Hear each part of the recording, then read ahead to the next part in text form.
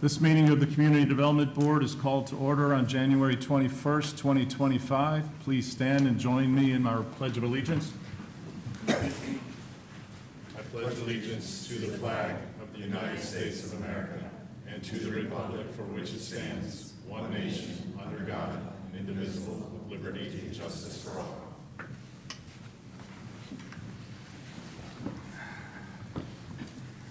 This board consists of 7 members and 1 alternate who are appointed by the City Council and serve voluntarily. I am John Quattrocchi, and I will ask the other members and staff to introduce themselves, beginning on my left. Andy Park, O'Bray, Code Report. Jay Daigneault, attorney for the board. Rosemary Call, City Clerk. Matt Minich, Assistant City Attorney. Ted Kozak, Development Review. Lauren Matzke, Planning and Development. Diane Antonelli. Kurt Heinrichs. Michael Boutsikas. Please remember to turn off your cell phones so that they do not become a distraction during the meeting. Please also refrain from having conversations in this room so that we might hear all the testimony given today. To ensure a complete record of this board's actions, we ask that each individual wishing to speak, including the applicant, speak into the microphone at the podium in front of us, clearly state and spell your name for the clerk. Now I will ask all those who plan to speak today to please stand and be sworn in by the clerk. Raise your right hand. Do you affirm to tell the truth about your entire testimony? Yes. Thank you. Agendas of today's meeting are on the podium to your left near the entry door. Also on the podium are a roster of the Community Development Board, the list of city staff experts and their resumes, the board's rules of procedure, and the annual schedule of the board. Our first order of business is to review and approve the minutes of last month's meeting. Any discussion? If not, do I have a motion? Move to approve the minutes of last month's meeting. All in favor? Aye. Opposed? At this time, there's an opportunity for citizens to be heard. Is there any person wishing to address the board on a matter that is not on today's agenda? Seeing none. This board has adopted a consent agenda format, and the consent items are identified as such on the agenda. Consent agenda items are those items for which the Planning and Development Department recommends approval and the applicant is in agreement with the proposed conditions. Please note that written comments to the case that have been received to date do not result in an item being removed from the consent agenda. Items may be removed from the consent agenda today by a member of the board, a member of the staff, or any person in the audience for questions or objections. I will read each item on the consent agenda. If any person wishes to remove this item from the consent agenda, please so state or raise your hand and we will remove it from the consent agenda. Items removed from the consent agenda will be heard in the regular order of the meeting. Items that remain on the consent agenda will be approved with a single vote as to each type of hearing. First item is case FLD 2024-09021, requesting flexible development approval to construct a 6-unit resort attached dwelling unit in the Tourist District and the Old Florida Character District of Beach by Design for the properties located at 693 and 699 Bay Esplanade. The building will not exceed 35 feet and 9 parking spaces are required. Requested is flexibility for pool and deck setbacks, Community Development Code Section 2-803L, and Beach by Design. Does anybody wish to have this item removed from today's consent? Seeing none. Case FLD is removed.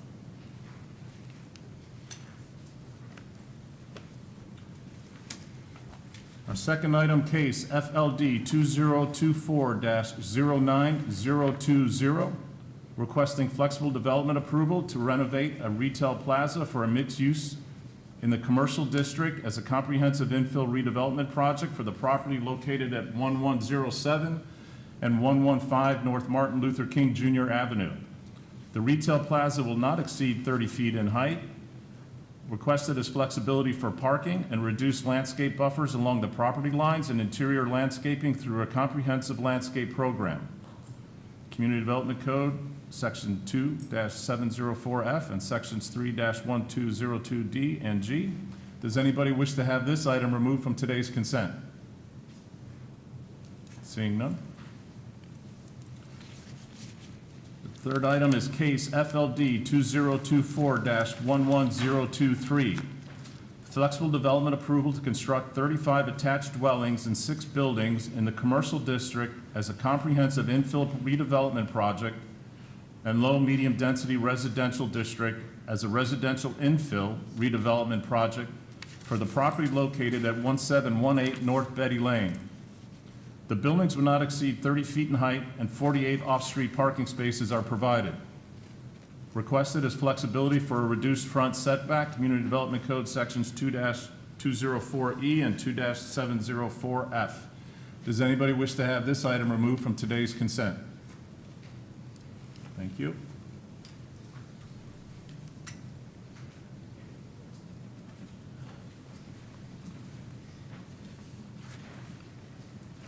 So the only item is case FLD 2024-09020 remains on today's consent agenda. Does any member of the board wish to disclose any ex parte communication on this item?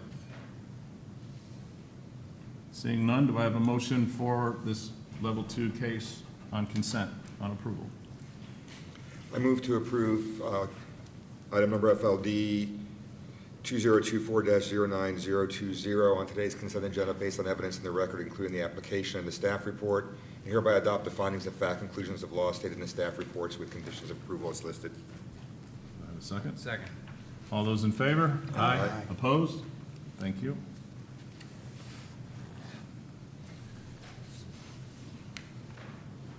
We now will go on. Our next item is going to be continued from a previous meeting first. Correct, Jay? Yes, Mr. Chairman, that's correct.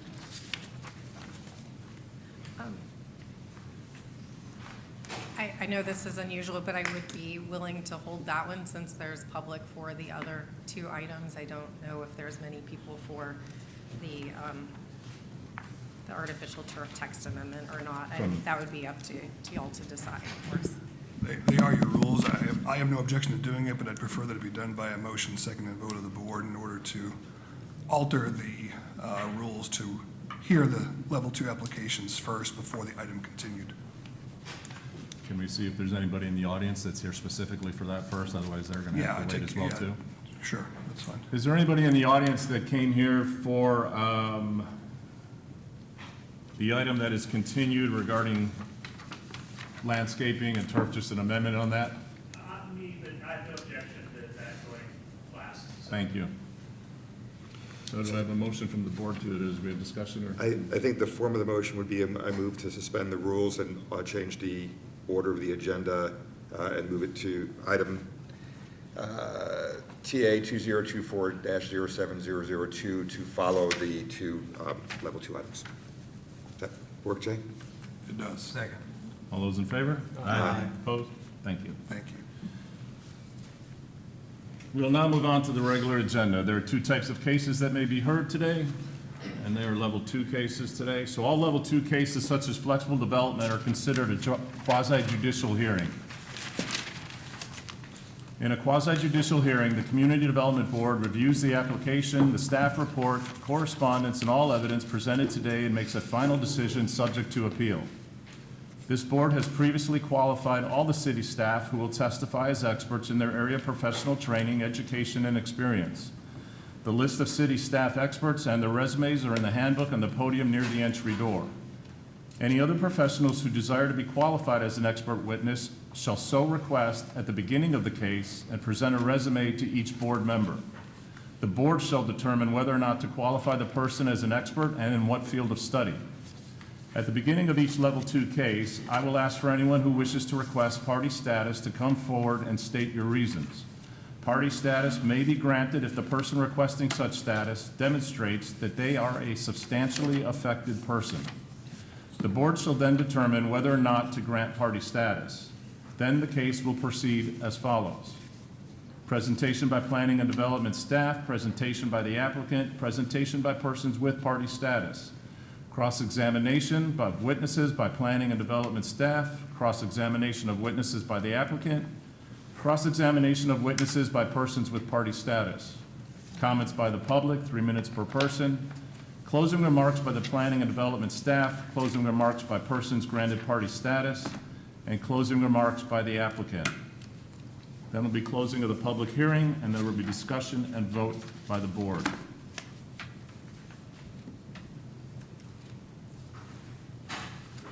Our first Level 2 case today is case FLD 2024-09021.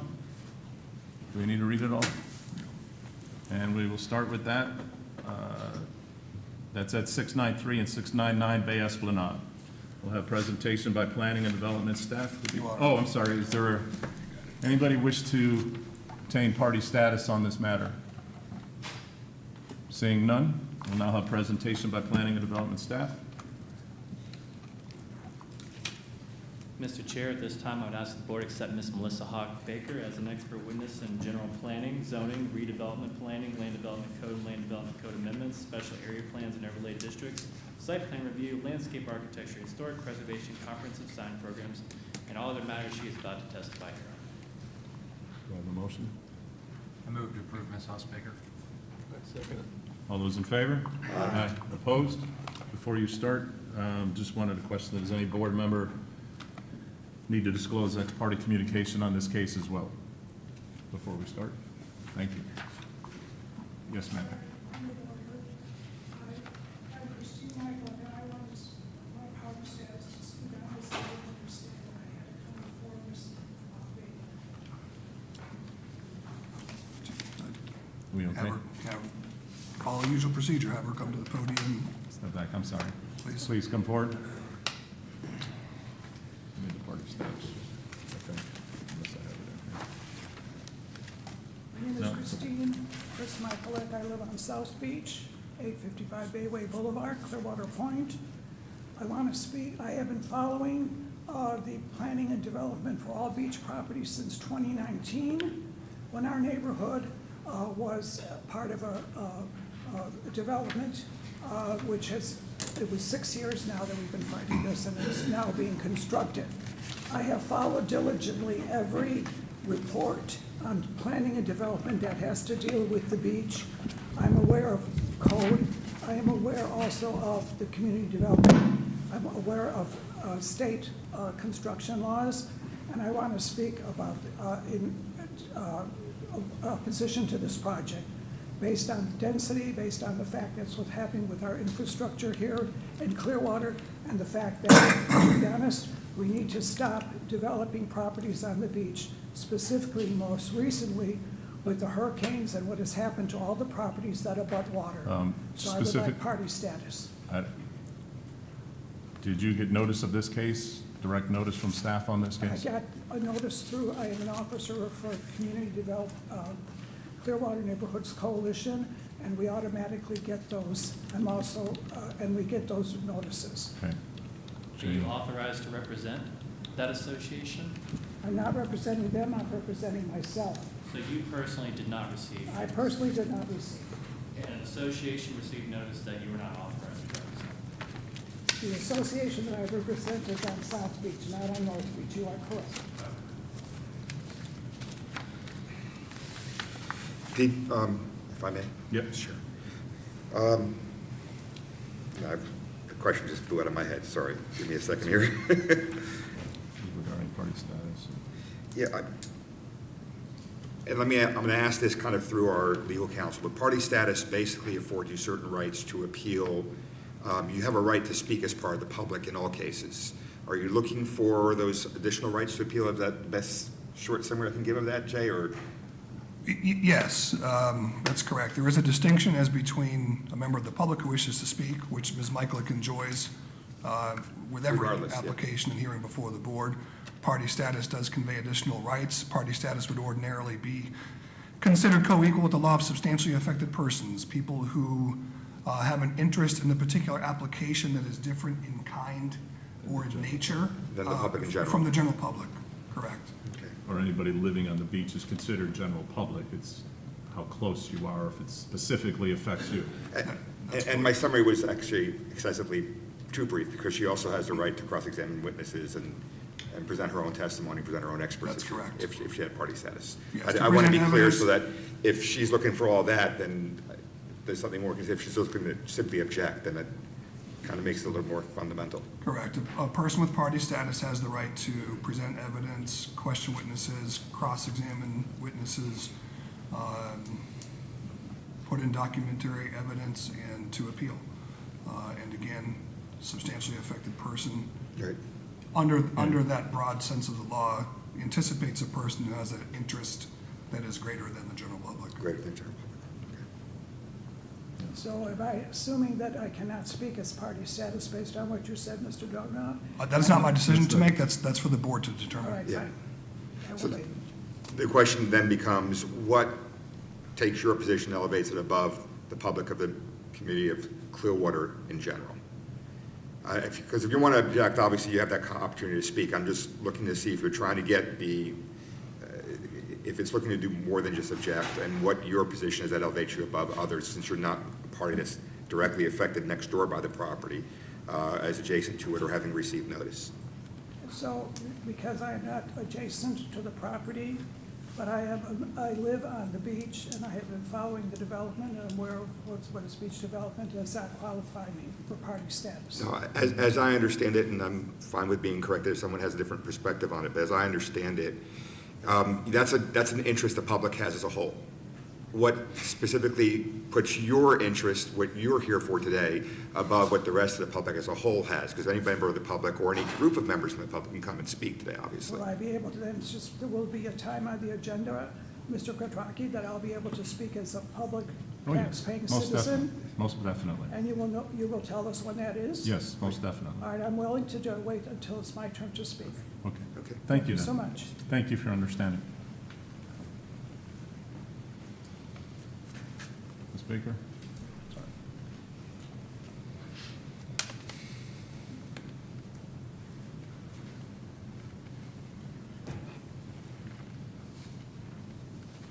Good afternoon, Melissa Houck Baker, Planning and Development.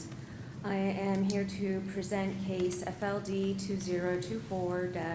2024-09021 for the properties at 693 and 699 Bay Esplanade. The project is returning to the board due to, there was an error found in the noticing from last month at the December meeting, and that is why it's coming back to you today. The location remains the same. It is at the northeast corner of Somerset and Bay Esplanade. It exists as two separate parcels at the moment, and the property at 693, that dwelling has already been demolished.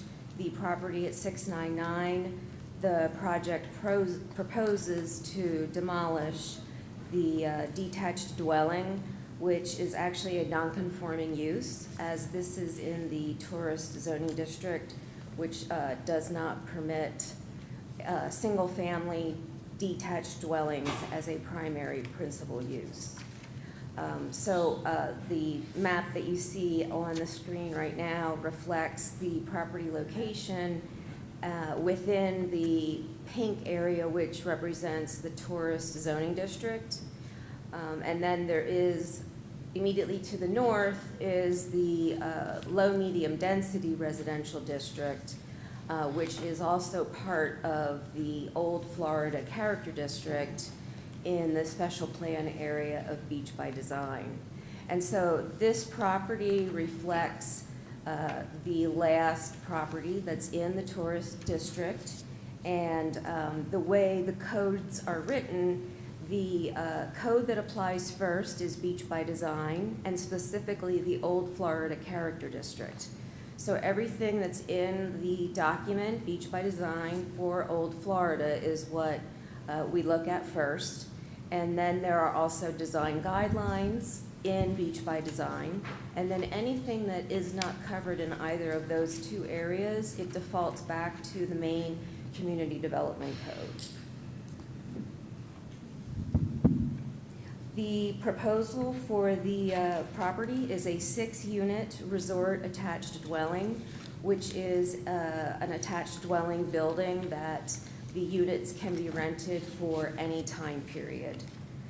The maximum height permitted is 35 feet on the north side of Somerset Street, and the property could actually accommodate a total of 9 units, and the project is only proposing 6 units. The project does need relief from the east and north setback, where 10 feet is required, and due to the existing swimming pool and deck, which was permitted, has a building permit, they are seeking to retain the pool and the deck, and therefore it reduces the setback and the need to ask for the flexibility to that setback. The property being within the Old Florida Character District, typically those projects require step backs, and the project does not require them because of the height. Buildings that exceed 35 feet in height are then subject to the requirements of a step back. So this building is not subject to that requirement. The property is proposing the required landscaping buffers along the west and the south property lines, as well as the north. And then, of course, to the east, they're asking for some flexibility within the area of the existing pool and deck. The project will be proposing 12 parking spaces where 9 are required, and they will be on the ground level underneath the structure and with vehicular access off of Somerset Street. The project remains compliant with the remainder of the Beach by Design Old Florida Character District requirements, as well as the design guidelines and the Community Development Code. This image that you see is the proposed east elevation, so that would be the view from the waterway. This is the view from the south elevation, which will be on the Somerset Street side where the garage entrance is located. And then the west elevation, which will be the image available as you're traversing along Bay Esplanade. I think it's important to note that the discussion at last month's meeting revolved around the overhang of the balconies on the north side of the building, and the applicant has agreed to reduce that to the maximum of 2 feet. And they have also agreed to comply with the other 2 conditions of approval. And essentially, that is the only difference in the staff report, other than the fact that within the general applicability criteria and the findings, I have included the project that's immediately to the west, which is now addressed as 60 Somerset Street. That obtained approval through a level 1 application, which did not come to this board. It went to the Development Review Committee. And that was case FLS 2022-01007, and it is a 3-unit resort attached dwelling use with a maximum height of 35 feet, which is essentially the exact building type that Beach by Design Old Florida Character District is seeking to have established. And if there are any questions, I'm happy to answer them. Yes, thank you for the presentation. The staff report for today, did that include an additional condition regarding the overhangs not being greater than 2 feet? Okay, because It does. I couldn't pull mine up at the last moment here, so I wanted to make sure that. Yes, it absolutely does. Because last time we had to add it verbally, I just didn't know whether, Correct. if we get to that point. Whether. Yes, we did add that. Thank you. Yes. I wasn't part of the last meeting, but we're being asked right now just for the variance for the pool. Is that what I understand? So the tourist district requires all proposed uses. It's either you go through a level 1 application or you go through a level 2 application. And depending on the amount of flexibility being requested, in this case, it is the request to be granted to the ability to retain the existing pool with deck because it encroaches into the setback Sure. that we are here at this meeting. So the original pool already had that variance, I guess? The original pool was permitted through a building permit. Yeah, so Okay. Right. it's already So we're just permitted. basically transferring that, I guess, is. Yes, they're not removing the pool. Right, so we're not talking about the building, whether it can be built or not, just No. the pool.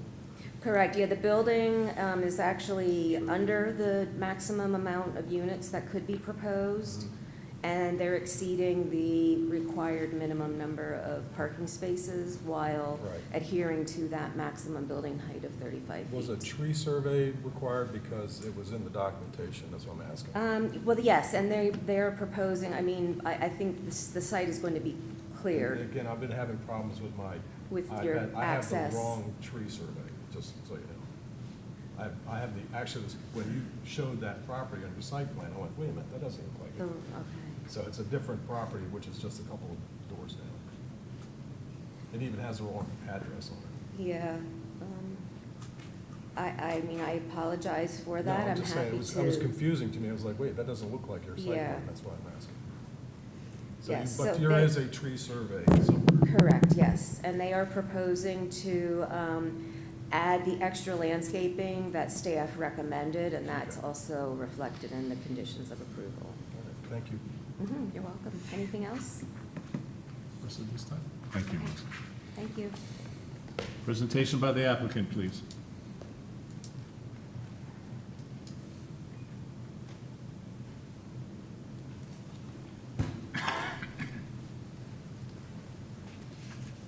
Good afternoon, Pushko Vahi, Northside Engineering, 300 South Belcher Road, and I have been sworn in.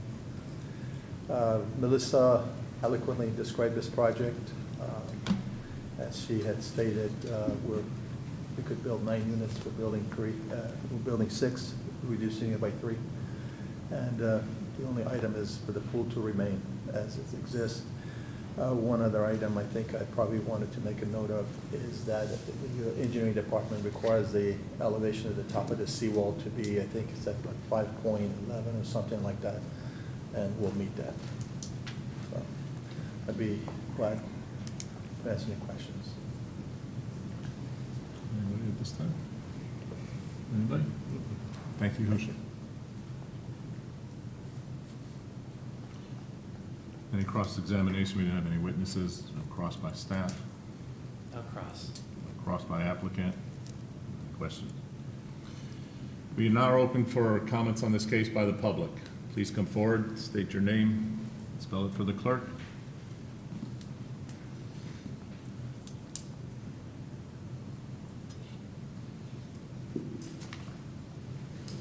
Thank you again, Community Development Board staff, for allowing me to speak today. Christine Michaelek, 855 Bayway Boulevard, South Beach, Clearwater Point. I appreciate this opportunity to speak to you. And what I have put together, as I shared with you earlier, I have been following all the developments on the beach, North and South Beach, and I have followed the history of this project, and I basically am going to get to the bottom line here. I have put together for you the history of this project, which was actually started in 2006. It was not approved because it did not continue before the CDB, so then it was given an extension, and then it came up again in December of 2007. They also added the fact that they would retain the seawall and that they would get a permit for the pool. That then they did not build within the given time, and at that time they also added for another extension. However, there was no extension between 2007 and to the current date, which is when they applied again, September 24th, 2024, just a few months ago. And it is now called the Channel Club North, besides the FLD number. The reason I'm meeting to you today is not so much about this project, but in general, I want you to deny this project because it again is allowing for flexibility on something that is not part of Beach by Design. Ms. Hawk-Baker is correct when she said to you that there are no setbacks for Beach by Design. However, this particular project, because of the pool, has 0 setbacks. And because of what is happening right now within our community, this is a definite exception to the Community Development Code, which talks about, allows for the owner to, the policy of the Community Development Board, which says they should plan and regulate land use and development in the city to protect public health and safety and promote high-quality development. Right now, because there is no setback, this allows for any type of future hurricanes, which you know we have gone through, to decimate that project. All of you are aware of what has happened recently with the 2 hurricanes. We have tried, those of us in the neighborhood on North and South Beach, to get the Community Development Board and our city leaders to change the code to do exactly what they are supposed to do. Again, policy QP 331, periodically evaluate the plan, the comprehensive plan, to see if amendments are necessary to meet changing conditions. In 2021, the CNC came before you and gave you some options of how to change the code. Then we had the hurricanes, and then, as you know, all the properties that are in Bay Esplanade were devastated by the 2 hurricanes, including our rec center, which is still inoperable. I'm asking you to change the tide. That's not a pun, but to change the tide and to look towards changing our code so projects that abut a seaway are considered as a threat to our safety and security. Thank you. Please amend work to amend the code so that we can improve our infrastructure and we can be protected from wind and storm. Thank you. Is there anybody else in the audience that'd like to speak on this matter? Seeing none. Any closing remarks by planning and development? Any closing by staff? Applicant? Before I close it, does the board have any questions for staff or anything before I close that? Thank you. We'll now close the public hearing and have discussion and vote by the board. Most of the items on this, I think we vented in the last meeting, but for the ones that aren't here, are there any further questions, or do I have a motion one way or the other? I have a comment and a motion, and I think I want to address Ms. McCulloch's comments, because I think the city listens to this. I believe the city listens to these comments and does take heed and is likely looking at these issues that I think are significant for the future in terms of development on the beach. Today, we have to follow the code as it's written today, and I do think that this kind of passed muster last time, but for the notice issue, and the staff has updated the staff report to reflect the conditions that we wanted to add last time. So in that context, while I think her comments are relevant for us in general, they don't necessarily stop this project from going forward. So I would move to approve case number, I lost my agenda, FLD 2024-09021. Thank you. Based on the evidence and testimony presented in the application, the staff report at today's hearing, and hereby adopt the findings of fact and conclusions of law stated in the staff report with conditions of approval as listed. Second. All those in favor? Aye. Opposed?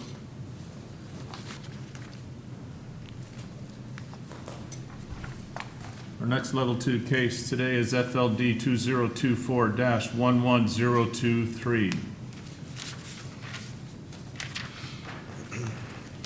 Is there a request on this case for anybody for party status? Okay. If not. Party status to us? Pardon me? Can you explain party status to us? Sure.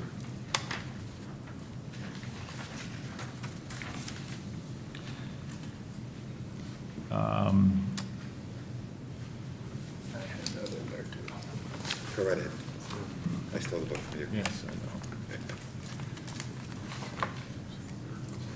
So party status is something that the board has the option to approve or deny right here. And party status will be granted to an individual that demonstrates he or she is a substantially affected person. And what we mean by that is that a person will be impacted more than the general public. So if the board grants or denies the application under review, the burden is on the individual or the entity requesting party status to prove to us satisfactory that he or she should be granted party status. So if you think you might be, come forward, we'll ask the question, come on up, state your reason why, and Come together. no, individually. Right, Jay? Hi. My name is Dr. Sherry Predmar, and I live next door, immediately on the property line of where this is going to be built. Okay. And you were, I'm at 1734 North Betty Lane. and I will again, be sharing the fence with this property, my fence. Sherry, were you given a written notice? Did you receive notice from I the? absolutely did, it's right here. Okay. And again, your last name is? Predmore, P-R-E-D-M-O-R-E. I'm a school board teacher.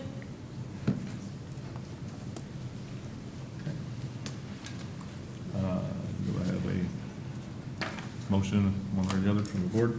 If you want to look where it is on the map or whatever, but No, I'm you on the got that. line. You're fine already. You've given enough. I'd move to approve Ms. Predmore's party status. Second.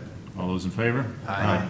Thank you, Thank I you. appreciate that. We'll call you back up here. Okay, thank you so much. Does anybody else wish to have party status? If you're a couple, you can come. Jay, they'll be given them one. Yes, their interest is the same. Yes. Good afternoon. I am Shay Roberts. That is my husband, Kevin Roberts. We did receive a notice. We are within 300 feet of this property. We reside at 1305 Mary L. Road in Clearwater. And your last name again is? Roberts, R-O-B-E-R-T-S, Thank you. Kevin and Gwendolyn.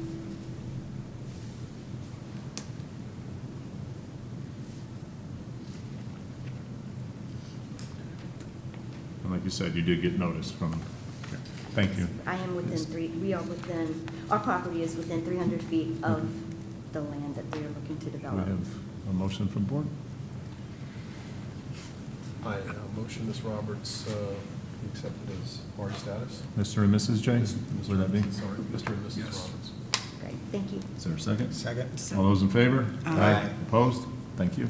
Thank you. Anybody else wishing party status on this? Thank you. The board has granted party status to Ms. Predmore and Mr. and Mrs. Roberts. The granting of party status entitles you to these additional rights: to personally testify, to present evidence by documentary submittal, to present witnesses, to conduct cross-examination of any witnesses, to present argument, and appeal the decision of the board to a hearing officer or to a circuit court.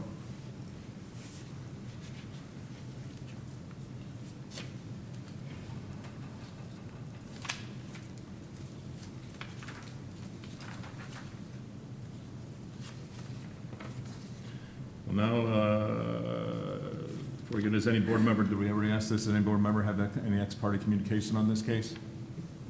None? We already had the case. So we'll have a presentation by planning and development. Mr. Chair, at this time, I would ask the board accept Mr. Ryan Green as an expert witness in general planning, zoning, redevelopment planning, land development code, and land development code amendments, special area plans and overlay districts, site plan review, landscape architecture, historic preservation, comprehensive sign programs, and all other matters he is about to testify here on. Motion? Motion to accept Mr. Green as an expert witness. Second? Second. All those in favor? Aye. Opposed? Thank you. Mr. Green?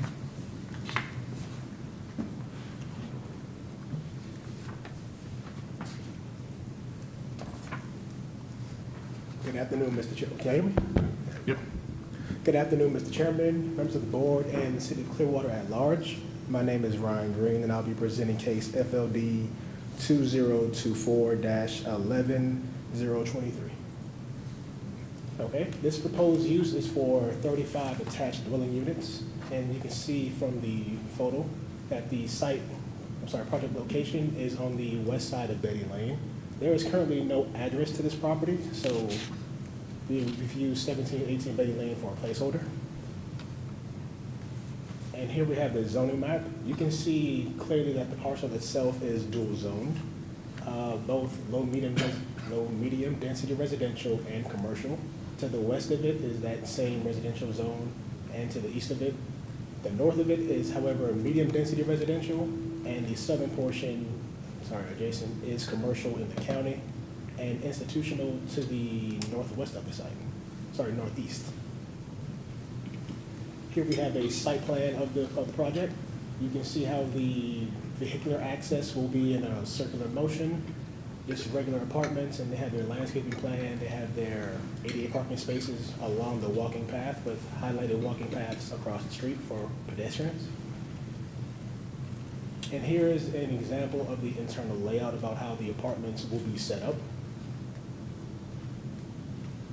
And here is a artist's rendering of what the proposed future view from North Betty Lane will be if this project is approved. And that is truly the project in a nutshell. Does the board have any questions for me at this moment? I noticed you had some kind of fence around the perimeter. Can you tell us about that? What that It will is? just simply be a 6-foot tall fence. Chain link? No, chain link's not allowed. Right. What I remember. So it's a slotted fence? They're any allowed kind to of have visual- various materials, so. Excuse me? Yeah, I was going to, what kind of architectural element? Yeah, what are you gonna make it out? I mean, what kind of? Either wood or a solid plastic material per the code. So visually, you'll still be able to see through the fence? No, sir. It'll be opaque. And it's also going to be landscaping next to the fence to further buffer the sounds of this use to the adjacent neighbors. Okay. That's it for now. I was gonna ask, I was curious, where's the mailboxes? I leave that for the applicant to decide. Okay. You'll have to forgive me, I'm still adjusting to the new system, but I want to be clear what I'm voting on today.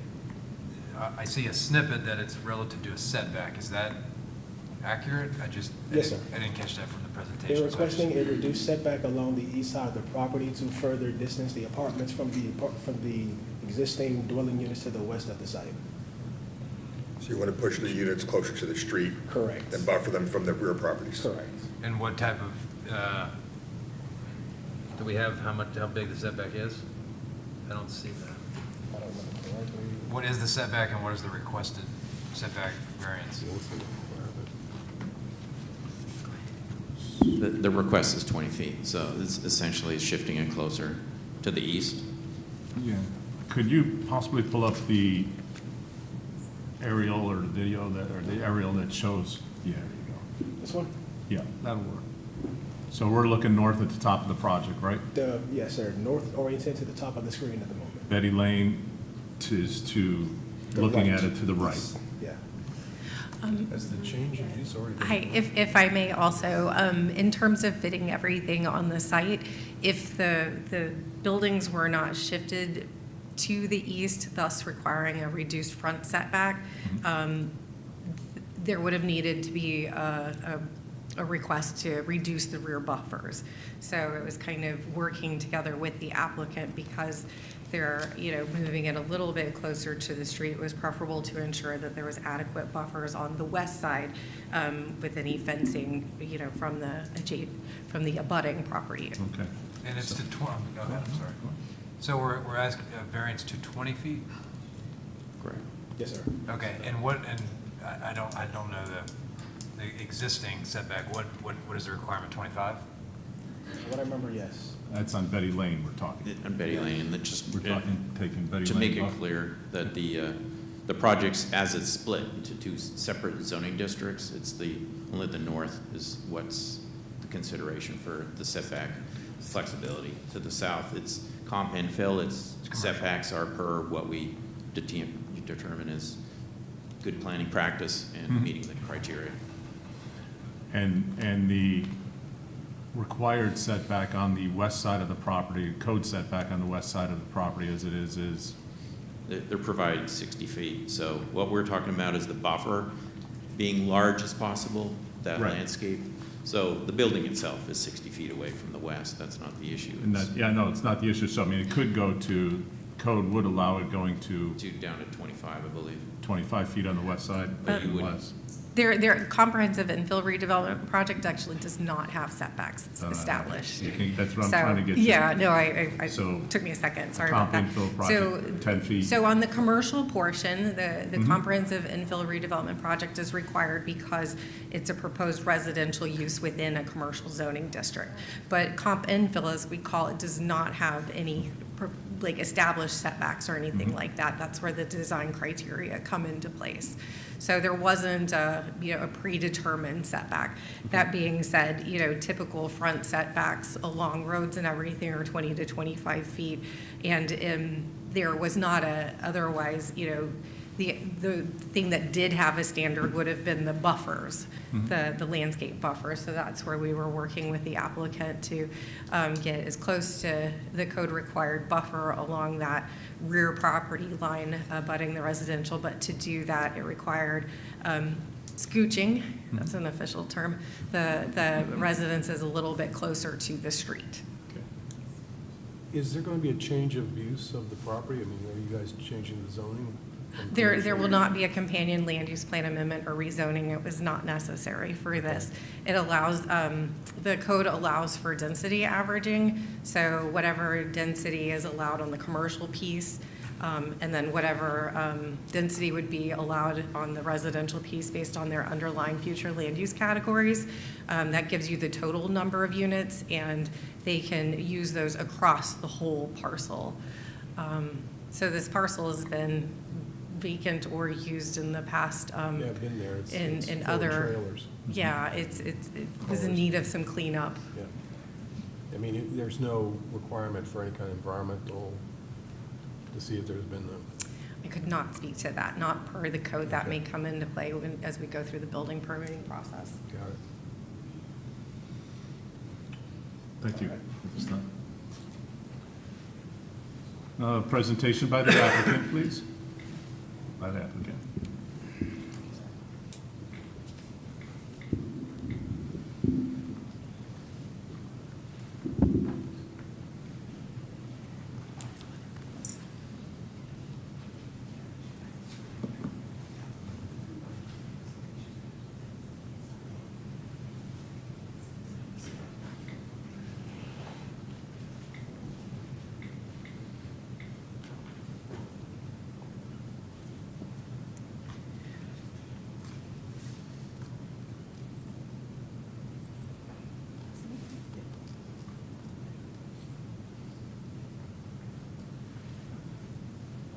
Good afternoon, Chair.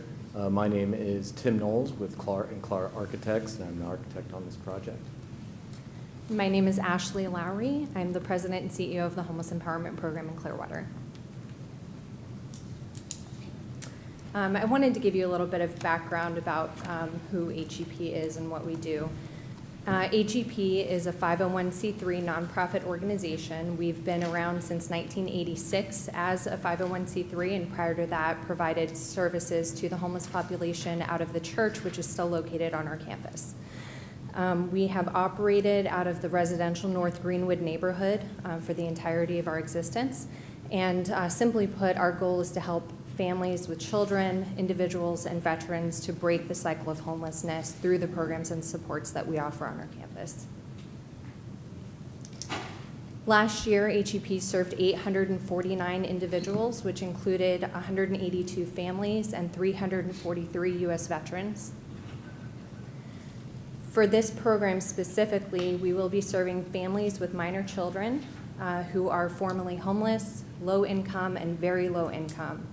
And many of them are working class families. They have full-time jobs and just can't make ends meet, and this will provide an opportunity for them to secure housing.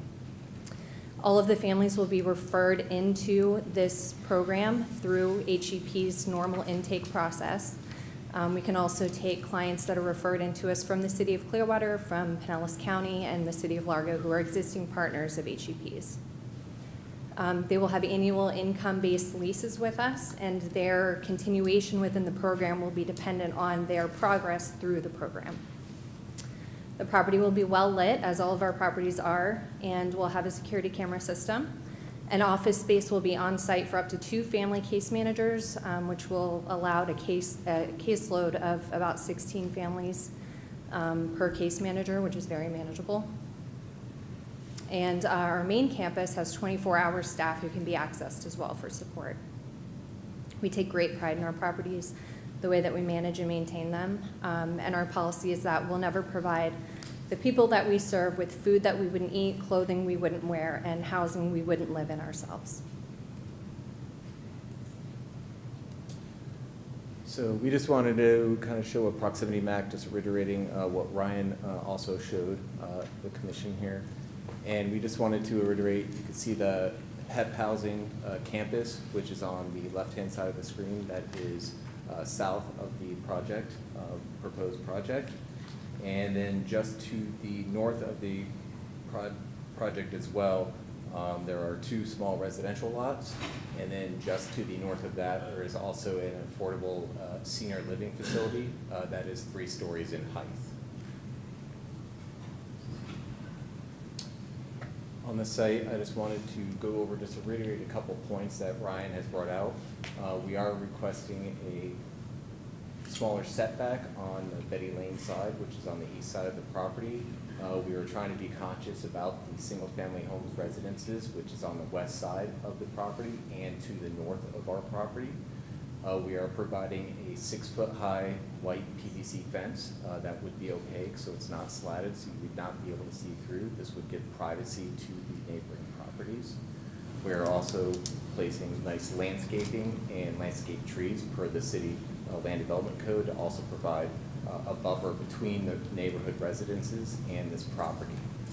We have also situated the buildings where there are limited windows on the north side of the building as well. So we do not want people on the second floor to be looking out or standing on balconies that would be able to overlook or look into adjacent properties. We consciously set the buildings back 60 feet from the property lines, and then also to kind of appease surrounding neighbors.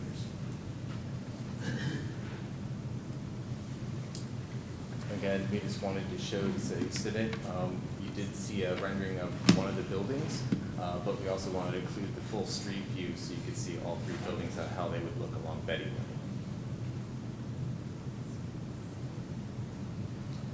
And at this time, we'd ask if there would be any questions.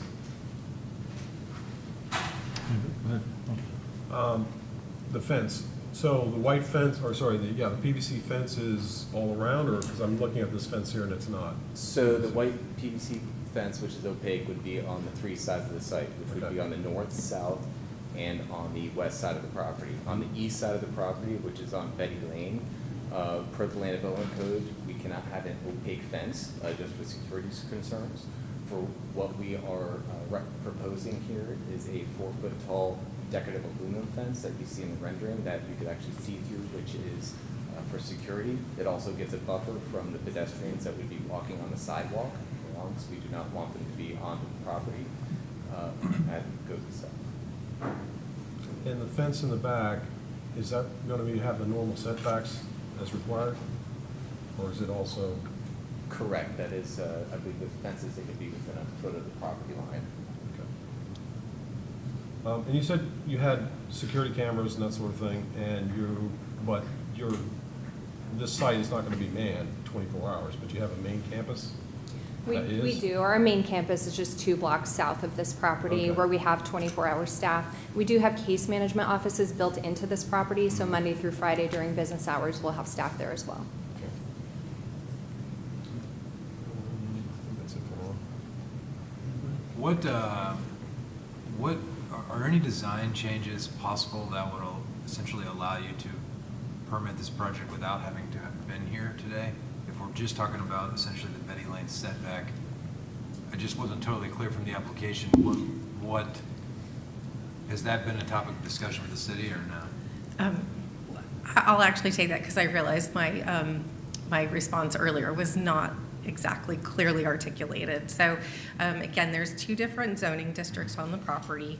So if they had chosen to do a land use plan amendment and rezoning, for example, that would have had to go through multiple public hearings. So there really was no avenue. That being said,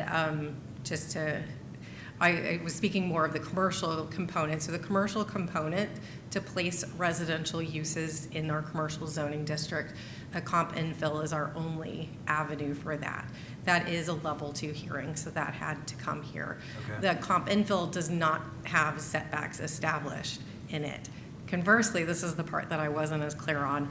The residential infill project, which is the part that governs the residential component, of course, it's a residential zoning district, residential uses are allowed, but they needed the flexibility for the front setback for that component.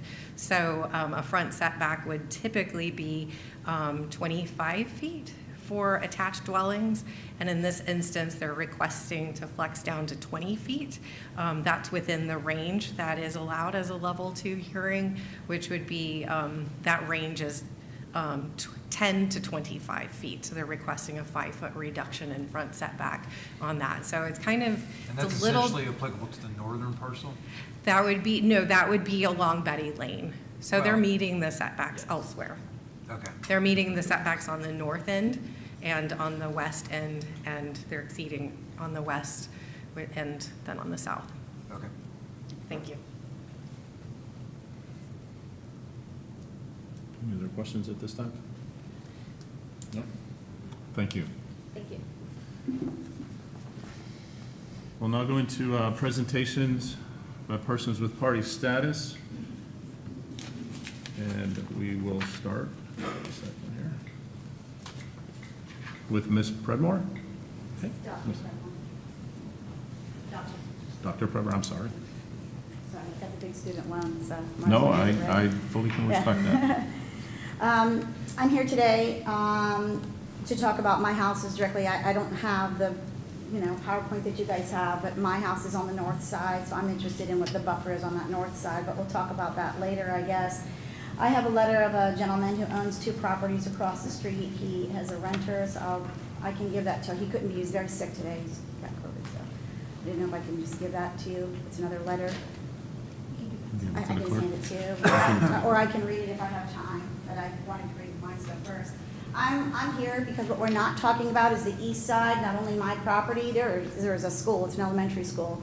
So whoever is going to be in this property needs to make sure that it follows that 1,000 feet Florida statute for any type of criminals or sex offenders that might be in that facility. So we need to be mindful that Sandy Lane Elementary is there, plus Calvin Hunsinger, which is a special needs school.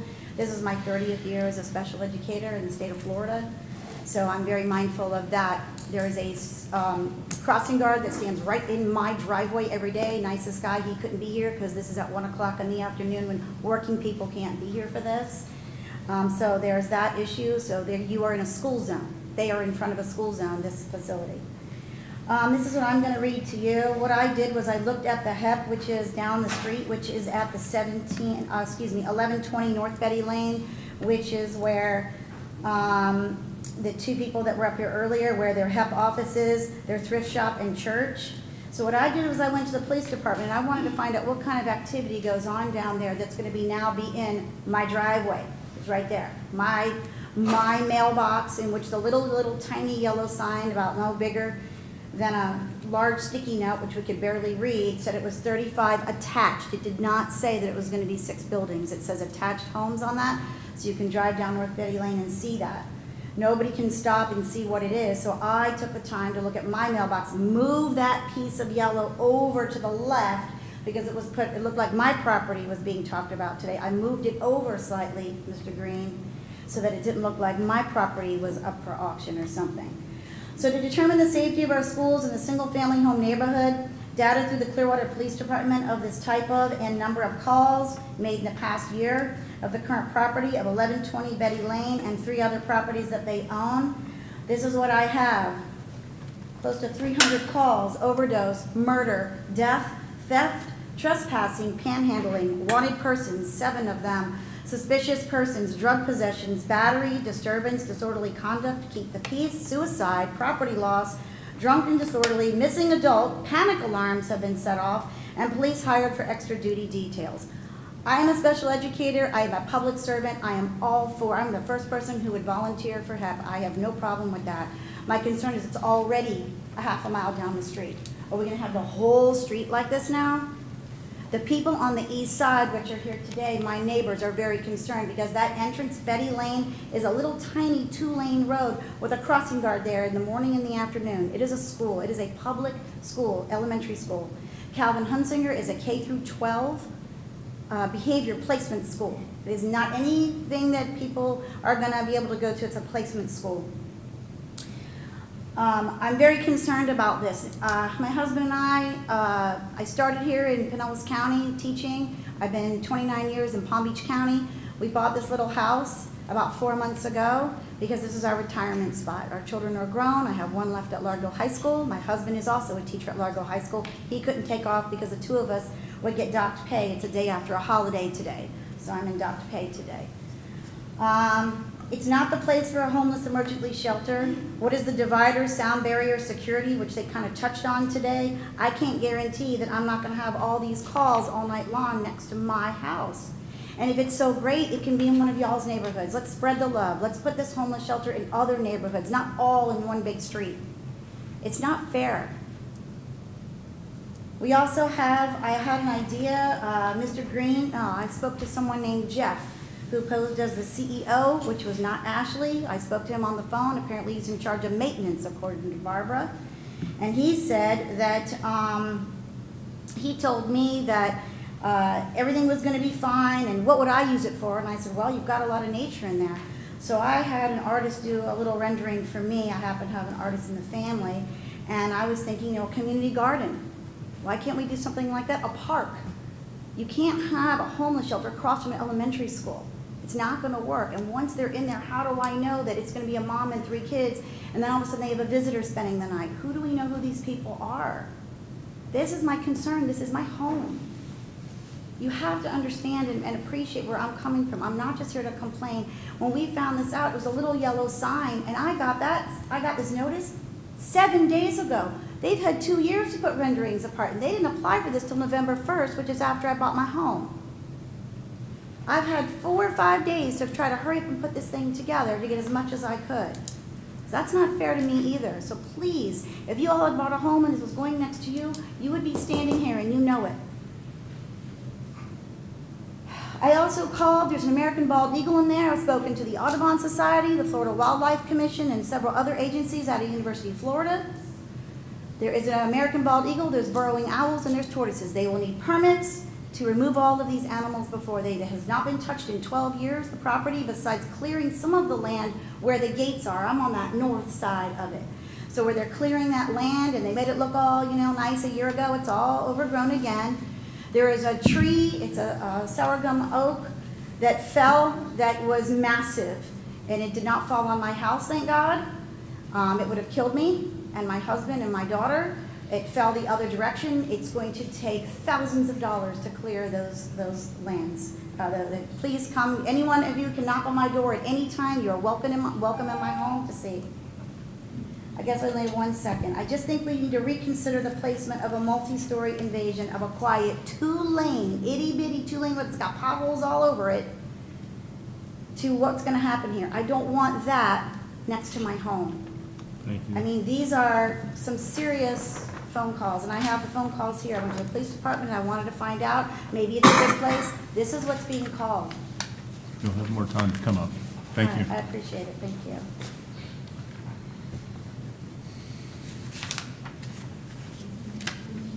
Mr. and Mrs. Roberts, you have 10 minutes.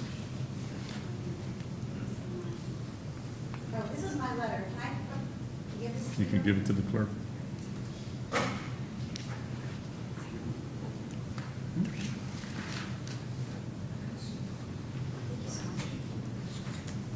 Good afternoon.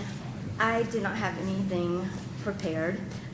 We were kind of given a little bit of short notice on this. That being said, I'd rather have my eyelids stapled to the carpet than speak in front of people, so forgive me if I seem to ramble on.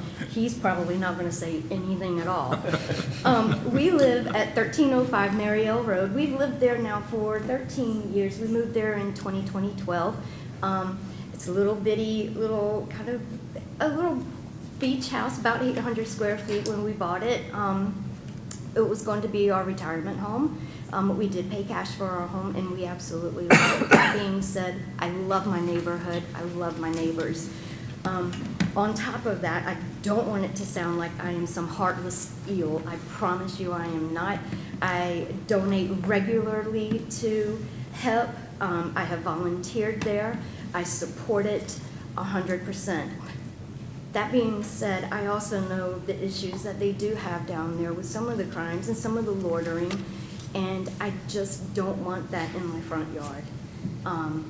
I wish that Homeless Emergency Project would have come to the neighborhoods and kind of told us what they were doing. My husband and I go to Shiloh Missionary Baptist Church in Largo. We are members of FAST. I know that you guys don't necessarily want to hear that because, yeah, we're some of the ones who are glaring at you from the audience, wanting you to do something about the homeless situation and for low-income housing. And, of course, nobody ever wants that in their front yard. That being said, if I would have liked for a Homeless Emergency Project to have been a little bit more up front with what they're wanting to do and work with us as neighbors who are going to live there, whose property values are without a doubt going to come down due to, you know, what's going across the street from us. I don't care how nice you build it. You know, we're going to have a hard time if we ever do want to sell that, just because of what is there. I work from home. I'm home 24/7. I have never had to really worry with being in my home. Every now and then we do get some people from down the street who kind of walk up our way, who ask us for water, who ask us for money, and I'm concerned that that is going to become prevalent when it is directly across the street from us. It's kind of a catch-22 because honestly it tugs at my heart. Like I said, I'm a member of FAST. We have advocated for low-income, affordable housing and for, you know, for the homeless as well. But we also know that a lot of times the homeless situation is exacerbated maybe by a deeper issue, which is mental health. And we know that Pinellas County and Florida in general has, you know, had some issues with getting mental help to some people. So I would just kind of like to ask you guys to vote no on this. I just kind of feel like we were just a little bit blindsided knowing that they've had this property for a while, and all of this has seemed very, for lack of a professional word, kind of sneaky and shady. We're getting notices 5 days before there's a meeting. There's a little yellow sticky note on the edge of the woods, you know, kind of telling us what this is about. And it has not been open and upfront. It hasn't been honest. We've got the crime statistics. We have the schools. So We're talking about putting roughly, could be 70 extra cars on this road, on this little tiny 2-lane road, turning into this apartment complex. It's dangerous. There are little bitty elementary school kids that walk up and down this road every single day of school. That's not fair to these kids as well. There are kids that could potentially be hurt or even killed because of, not because anybody's doing anything maliciously, but just the traffic alone. You're talking, I mean, if this is a family and there's a husband and a wife, there's potentially at least 70 extra cars at this one location. And this is a really small 2-lane road. It is. And like we've said, there's schools right there. For me personally, you know what, we do need to do what we can to help our homeless, absolutely. But first of all, we have to protect our kids. I don't have any kids in that school, but they're still our kids. And in my opinion, they come first. There just seems to be a lot of different situations that are going to come into play with this that just have not been addressed yet. Maybe given with time and given with working with the community and working with the residents, we can come up with a solution for this. But, you know, for right now, I don't want it in my front yard. Thank you. Thank you for your time.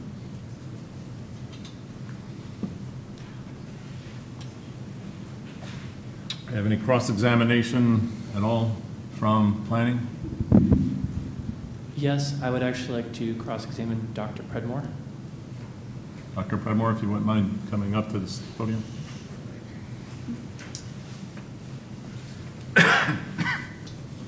I don't want to take up too much of your time. I just want to ask you a couple, I'm here for it, I took the day off of work. just a couple quick yes or no questions. So you were made aware of today's meeting, right? Yes, And you were able to attend? with consequences, So yes. yes. You're able to Can you attend. have her And you're stand able closer to I'm the sorry. microphone? Yeah, It won't be get able to hear. closer to the microphone. We Oh, can't. sorry. Yeah, that's okay. With consequences, this was not an easy thing. I understand that. But you were able to present the testimony you want to present at the microphone? No, I didn't have enough time, no, I was not able to give all of it. I was not able to get in 3 minutes, you guys had 10, I had 3. Okay, but you were given the amount of time that the code allows and the rules allow, and you presented during that time even though you didn't have enough? Yes. Okay, that's fine. And during your testimony, did you present any evidence about what code sections or criteria were not being met? No, I didn't get a chance to, I wanted to talk about the eagles that are in there and the osprey and things of that nature. But the code? I have the codes for that. But you didn't present that? No, I didn't present it, I Okay, didn't have thank enough you. time. That's all.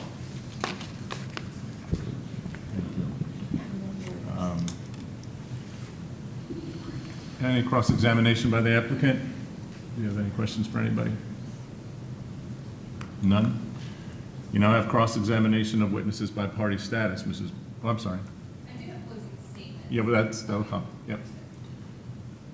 Dr. Predmore, if you had any cross-examination for anybody that presented any evidence to you? I had some questions about. It'd be up here. Oh, And it's just to deal, Jay, you're gonna help out with this. This is just to deal with cross-examination of, you're fine. I just had a question about, I don't know if I can pull up the map again, but where my property is, we talked about buffers on the west, and we talked about buffers on the south, but what about the buffers on the north side? What is that? Oh, I Mhm. can at least, Well, you can bring up- let's see, because that's their slides. okay. Oh, what is wacky nice. and just for a point of clarification, we did give Dr. Predmore 10 minutes, did we not? Yes, you received 5 minutes. Or 5 There, minutes? Rose, if I leave it like I this, didn't is that get okay? 10. And if she's going No, to. 5 ask minutes for questions, president. she's My bad. directing her Would you like questions. this one, or would you like this one? This one's No. just turned the This other one. way. No, 3. Okay, 3. there you go. And that, you can see what. Okay, so, okay, do I have a mouse? Ooh, this is cool. Okay, so where it says project location here, this part here is commercial, this part here is residential, so I looked that up. This right here is split in half. There's 2 homes. My house is right here on this blue line. This is my house right here on North Betty Lane. This is the elementary school right here, okay? So my question is, what is the buffer here on the north side between my bedroom window and somebody else's bedroom window?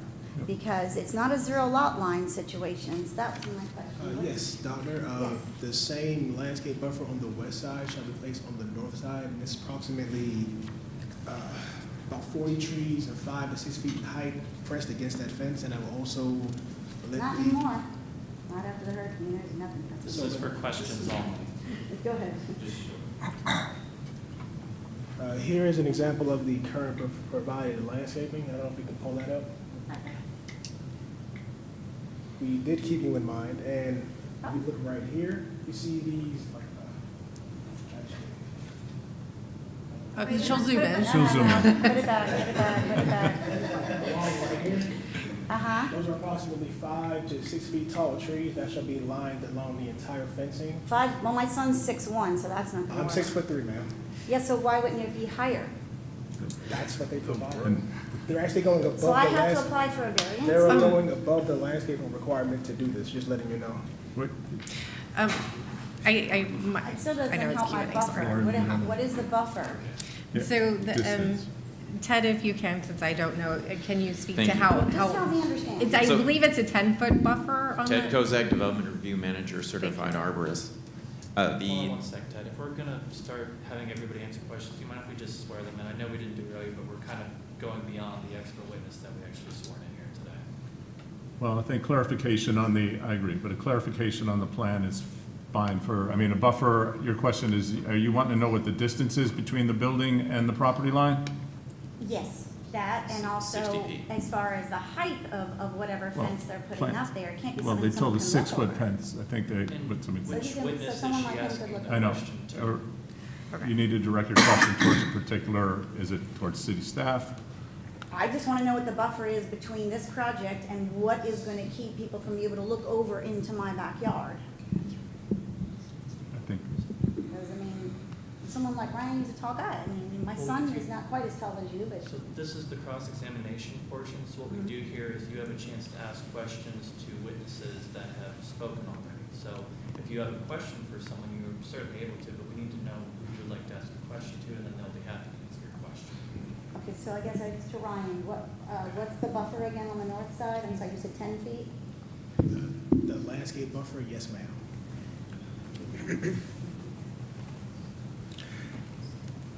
And then I guess my next question might be from Ashley, right? We spoke on the phone, you were very kind, and took a lot of time with me on the phone. It would be as far as security goes and vetting the people that are in there, because I don't May want. I speak to the mic? Because it all becomes part of your testimony, and it's really Okay. important that it goes into the microphone. Okay, so I guess I'll look this way, but I felt rude not looking at her in the eye. Okay, so for Ashley, when I have when we look at the phone calls that are at the current office and the current living facility, which is, half a mile, 3/4 mile down the road, those are some serious offenses. What is, I know we said 24-hour security, and it just is very, put out there very quickly. How am I going to feel safe and my family knowing that there's murder, drugs, 7 wanted people Yeah. were called in there that were, there's some serious things. Doctor, I'm going to jump in there for just a moment. I don't believe that anyone in this room could answer the question as to how you're going to feel safe, but even more importantly, this board is not reviewing today who is going to live at that development in the event it's approved. So Okay, fair enough. I'm going to ask you to restrict your question. I know this is a little bit of an unusual setting, but I'm going to ask you to restrict your questions to the things that are before the board for consideration and the testimony that's already been given by the witnesses who testified, if you Okay. choose to do that. Well, I guess I've said just about everything I've said. I am concerned about the wildlife. I'm concerned about a lot of things, and I'm concerned mostly as a public school educator and a special educator, the 2 schools and the kids. I don't think you guys would how All small right, that I'm was. going to stop you again. Right now, you're at the time in the hearing for cross-examination of the witnesses. If you haven't any further cross-examination, that's just fine. I'm going to ask you to sit down then. Can I? There will be. they'll have their own time. Oh, okay. I guess that's all then. There will be time for closing remarks. And is there any cross-examination? Yes. I'm not 100% sure if it's cross-examination. I just have a question about the fence that is going across Betty Lane. That's just going to be. Directed towards whoever you want to direct it to, as was stated, so if you- It's on, okay, so it's on Betty Lane, but it's not going to be like a tall PVC fence. It's just going to be like a decorative 4-foot aluminum fence. That is correct per code, yes, ma'am. Is there anything that we can do different that will raise that fence? From what I understand, that's a different application, so no. I'm not, again, I'm not trying to be a heartless eel. I'm not trying to treat these people like they're prisoners. They're just homeless. They're already down on their luck, or they wouldn't be there. I understand that. I'm just trying to figure out how we as homeowners can make it, work if it passes. And, I don't know that a 4-foot decorative fence is going to be, That is a code requirement that 4 feet tall is the maximum, and it must be non-opaque. They're doing that because the ordinance tells them to, and that's it, in the front, on the east side. Okay, thank you.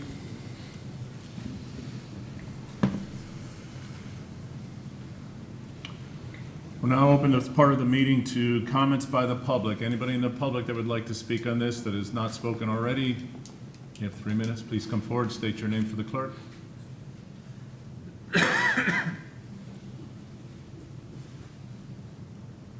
My name is Randy Barr, B-A-H-R. I live at 1324 Mary L. Road. We moved there 20 years ago when I bought it from a Section 8 rental. And we've made it our home. We're retired there. My husband is a Vietnam veteran, suffers from post-traumatic stress. He's 100% disabled through the VA because of what he endured in Vietnam, and then came home and got treated the way he did. And we don't want any special treatment, but we did think that we would be safe in this home. And now it looks like it's going to be worthless, or not worth as much as it is right now. Okay. And it worries me. I've watched all the neighbors. When we first moved there, we were the only white people. And now today you see many more. And it was fabulous because everyone was just like my kin from back home. They all acted the same way. So we fit right in real well, and we're worried about what we'll have. That's all. Thank you. Oh, and we volunteer. Good, Mike. Every time we drive around, I'm yelling, stop, because people just throw stuff out, and we take it to HEP, and HEP resells it. So, I mean, for the last 20 years, we've been giving to HEP. It's not that we don't like them as neighbors. We do, but it's just now they're getting so close. I mean, they're a half mile down the road practically now, not 2 blocks like was referred to.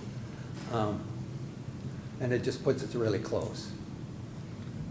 Thank you. Thank you, and thank you for all your volunteering. I appreciate it. Is there anybody else from the public that would like to speak? Please come forward, state your name.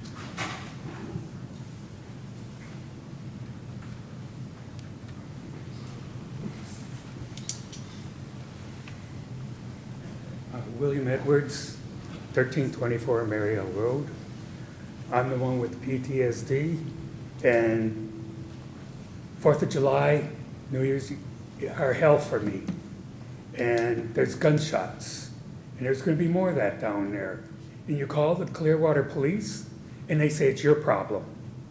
So I'm really afraid of what's going to happen down there, and where is it going to put me? Am I going to end up in Bay Pines as a permanent resident? We got to think of people. I'm not the only one in this situation. We need to have some protection, and I'm sorry, the Clearwater police just don't give it to us. If you call and complain a couple of times, they say, you're the problem. So the only recourse we have is through you people to help us. Thank you. Thank you for your service. Is there anybody else that would like to speak on this matter?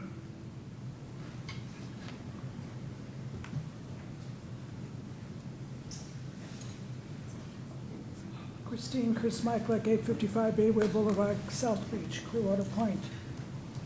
6 years ago, we met before you, Mr. Bertulakis, Mr. Park, and Mr. Kotraki, and you voted to put the chart house in our neighborhood. And at that time, after that, the CNC gave you a report called Leveling the Playing Field, where we asked you to make some changes in process. 2 of the things that were brought up, where there were several, 2 major ones that were mentioned by this group here today, and I wasn't going to speak, was number 1, that we who are being affected neighborhood should have notice way at the beginning. not 2 weeks before, not when a yellow sign goes up in front of the property, which happened in our case. The second thing we asked for was that the CDB consider every so often have a meeting at night. As doctor said, someone said their son could not be here today because they're working. I would assume that the people in our neighborhood and this neighborhood cannot take off from work. They cannot give up their salary to come and sit before you. So those were two recommendations that we made. Let us know early if it's going to affect us, and number two, consider evening meetings. Thank you. Did not happen. Is there anybody else that would like to speak on this matter today? We'll now have closing remarks by Planning and Development. This is Lauren Matzke with Planning and Development. I think I failed to introduce myself at the very beginning. The only thing I would like to add to this is that, based on the recommendations that were just discussed or mentioned to you, we did implement, as you know, through a code amendment, a requirement for what we call anecdotally a courtesy notice. Those go out for level 2 applications at the time that we're sending notices for our Development Review Committee meeting. So this application was filed after that went into effect. So as such, courtesy notices were mailed to property owners within 200, 250 feet of the property, and those give a general description, the location, et cetera. Those precede that DRC meeting. They precede the posting of the yellow signs, and they're meant to give a general idea of what the anticipated project is as of that time, because after the DRC meets, there are sometimes there are changes that are made to address staff's comments or anything else that happens. So I would just like to clarify that those were mailed for this project because that's come up a little bit more in this about timing for preparation and stuff. Thank you. Thank you. Closing remarks by persons with party status. If you have any closing remarks, you have 3 minutes. For Dr. Predmore, please.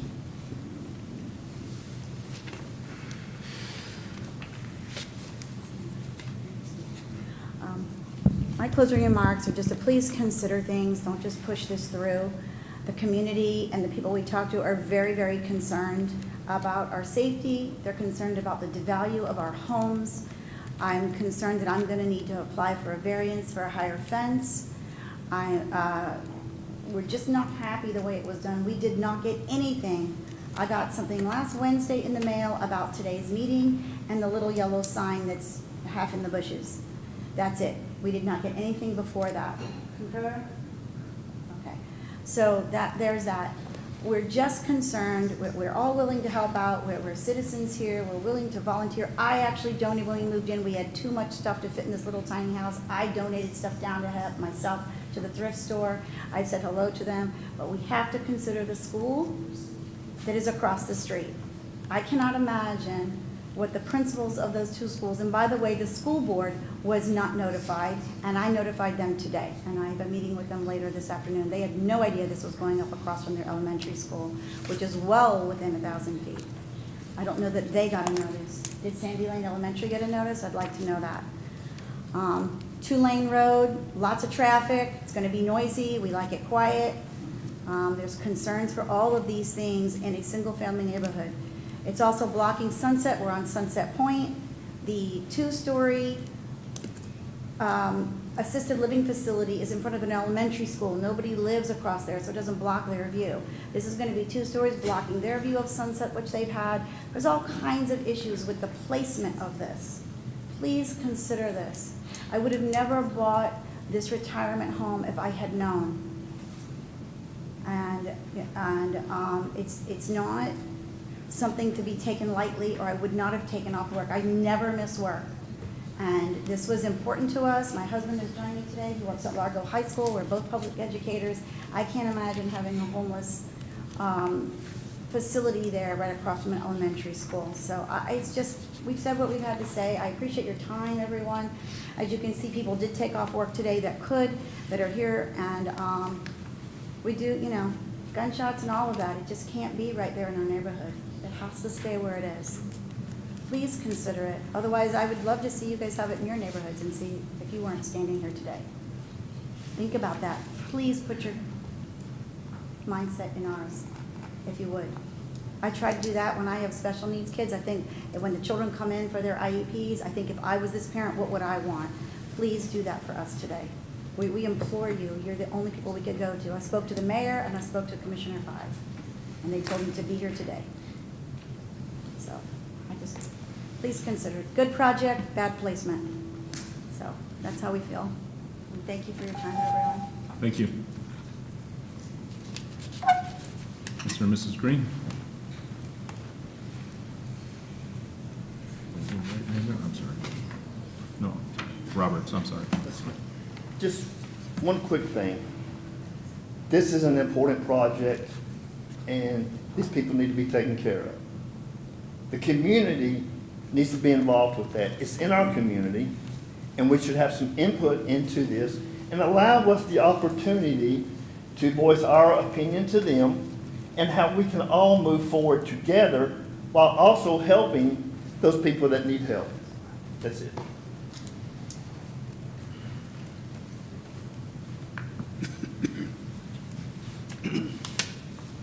Closing remarks by the applicant, please. If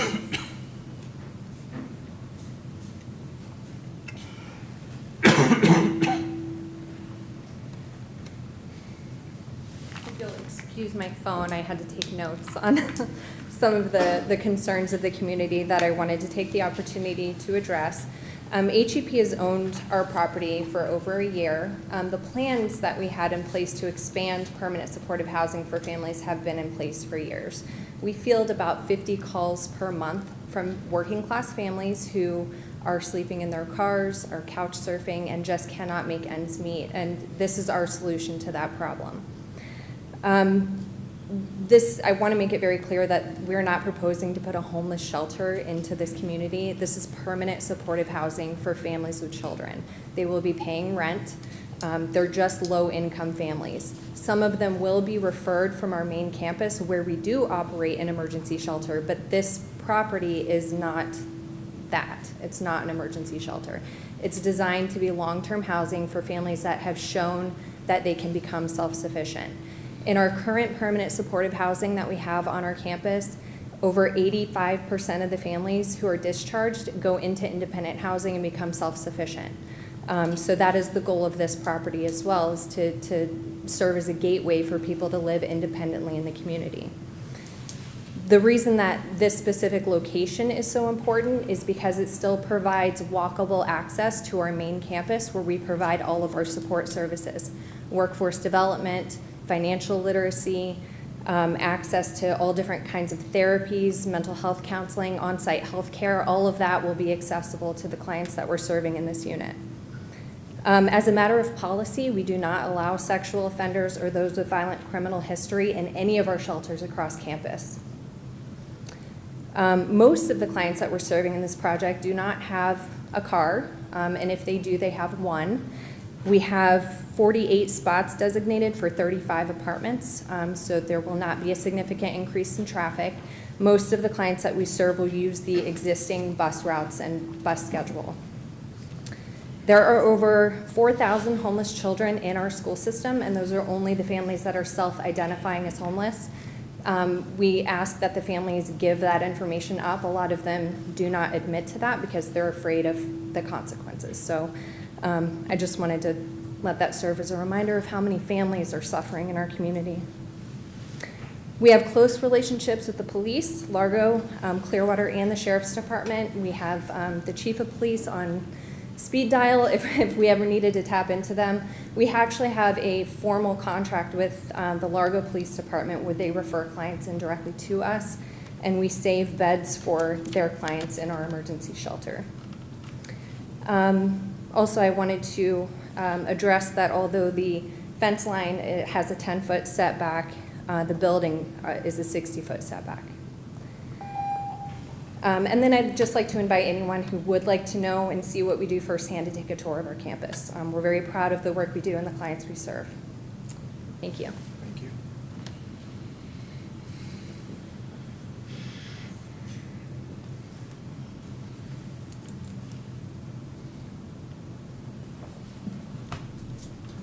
Before I close it to the public, do you have any questions for anybody before we can't ask? Do we have a question for staff or anybody? Now's the time to do it before we have discussion amongst ourselves.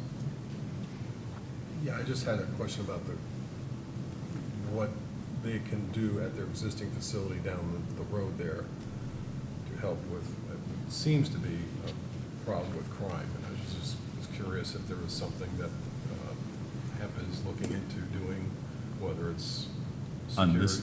On this location or down there? Well, I was just trying, because it seems that they're addressing what's happening already at another HEP location and applying it to here. So I just want to understand if there's anything that they're trying to do to try to change that perception and try to work through it for that.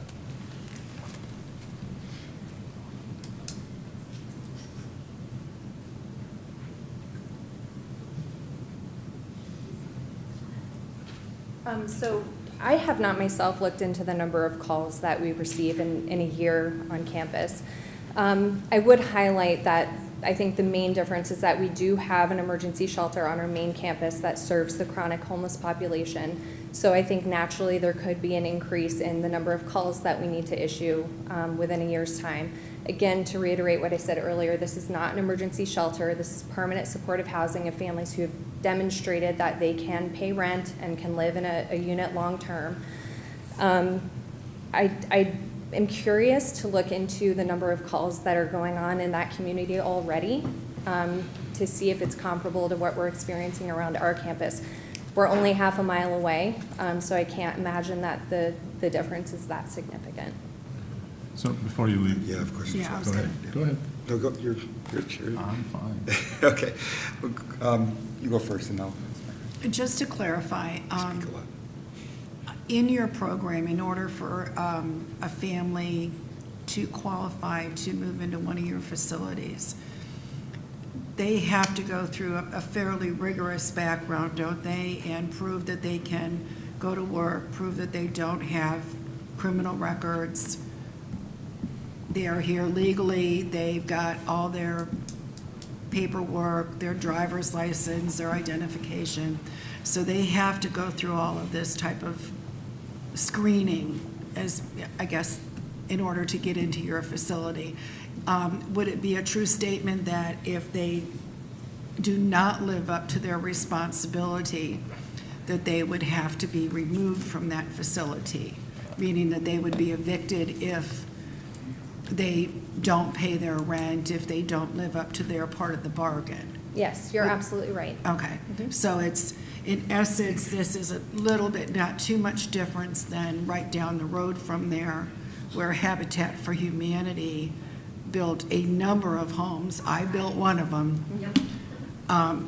That has to go through the same criteria in order to, the only difference in this, I guess, is, I'm kind of off on the side, is the only difference is that you've put the word homeless in front of here, and it doesn't say Bay Esplanade Pretty Apartments.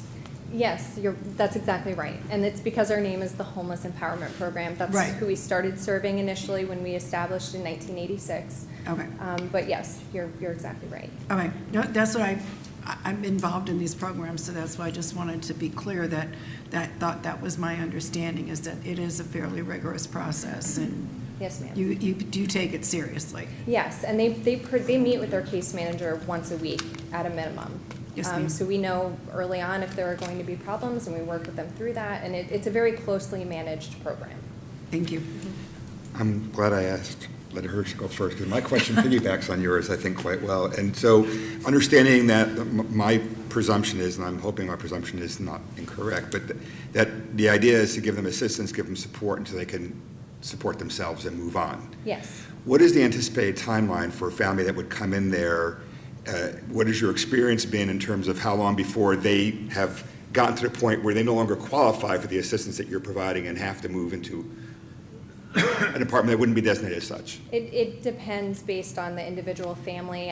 It can run between 1 and 5 years per family, depending on how well they're making progress through the system and the severity of their issues when they initially enter into the program. So it just depends. I mean, some families just need a little window of time to start saving money and creating a nest egg before they can move out. Others have experienced more traumas and just need more close counseling and case management before they're ready to take that step. And is that moving out of that status tied to, what factors are tied to? Financial, what they're earning, or is there a variety of factors that's tied into it? I just want to get a grasp of the program. Yeah, there's really a variety of factors, which is why we provide so many services on campus. So in some cases, it really is just a matter of workforce development and getting them financially stable. In other cases, you know, they need family counseling and just, you know, more one-on-one support. So it depends and it varies widely. Thanks.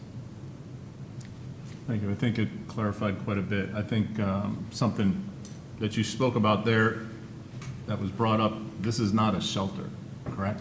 This is not somebody coming in for one night because temperatures got cold last night. Correct, yes. It's long-term housing. That won't be, you're telling us that's not what's going to happen here. Not correct? at all.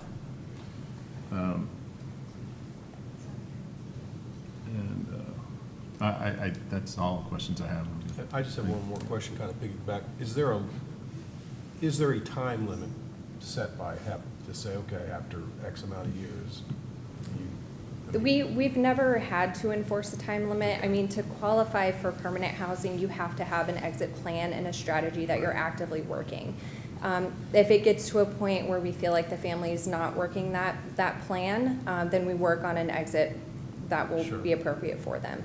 So sometimes that's an exit to another program. Sometimes it's, you know, maybe Section 8 housing, something that doesn't require the support that we offer.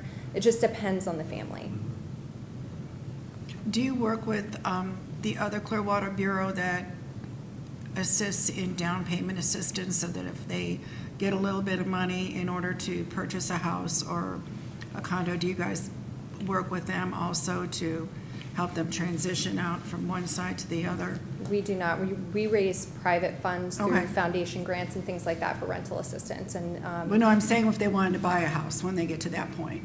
that may be something their case manager does with them Okay. one-on-one, but not a formal part of our program. Anything else? Thank you. Thank you. I have a question for Dr. Predmore, if that's okay. Asking Can I ask a question of another? before I close. Did you already close? No. You're still open? That's the Go right time. ahead. I have a question for Dr. Predmore. In your criminal research that you did you look at your own neighborhood to see? She can't come up. I'm sorry. Come forward.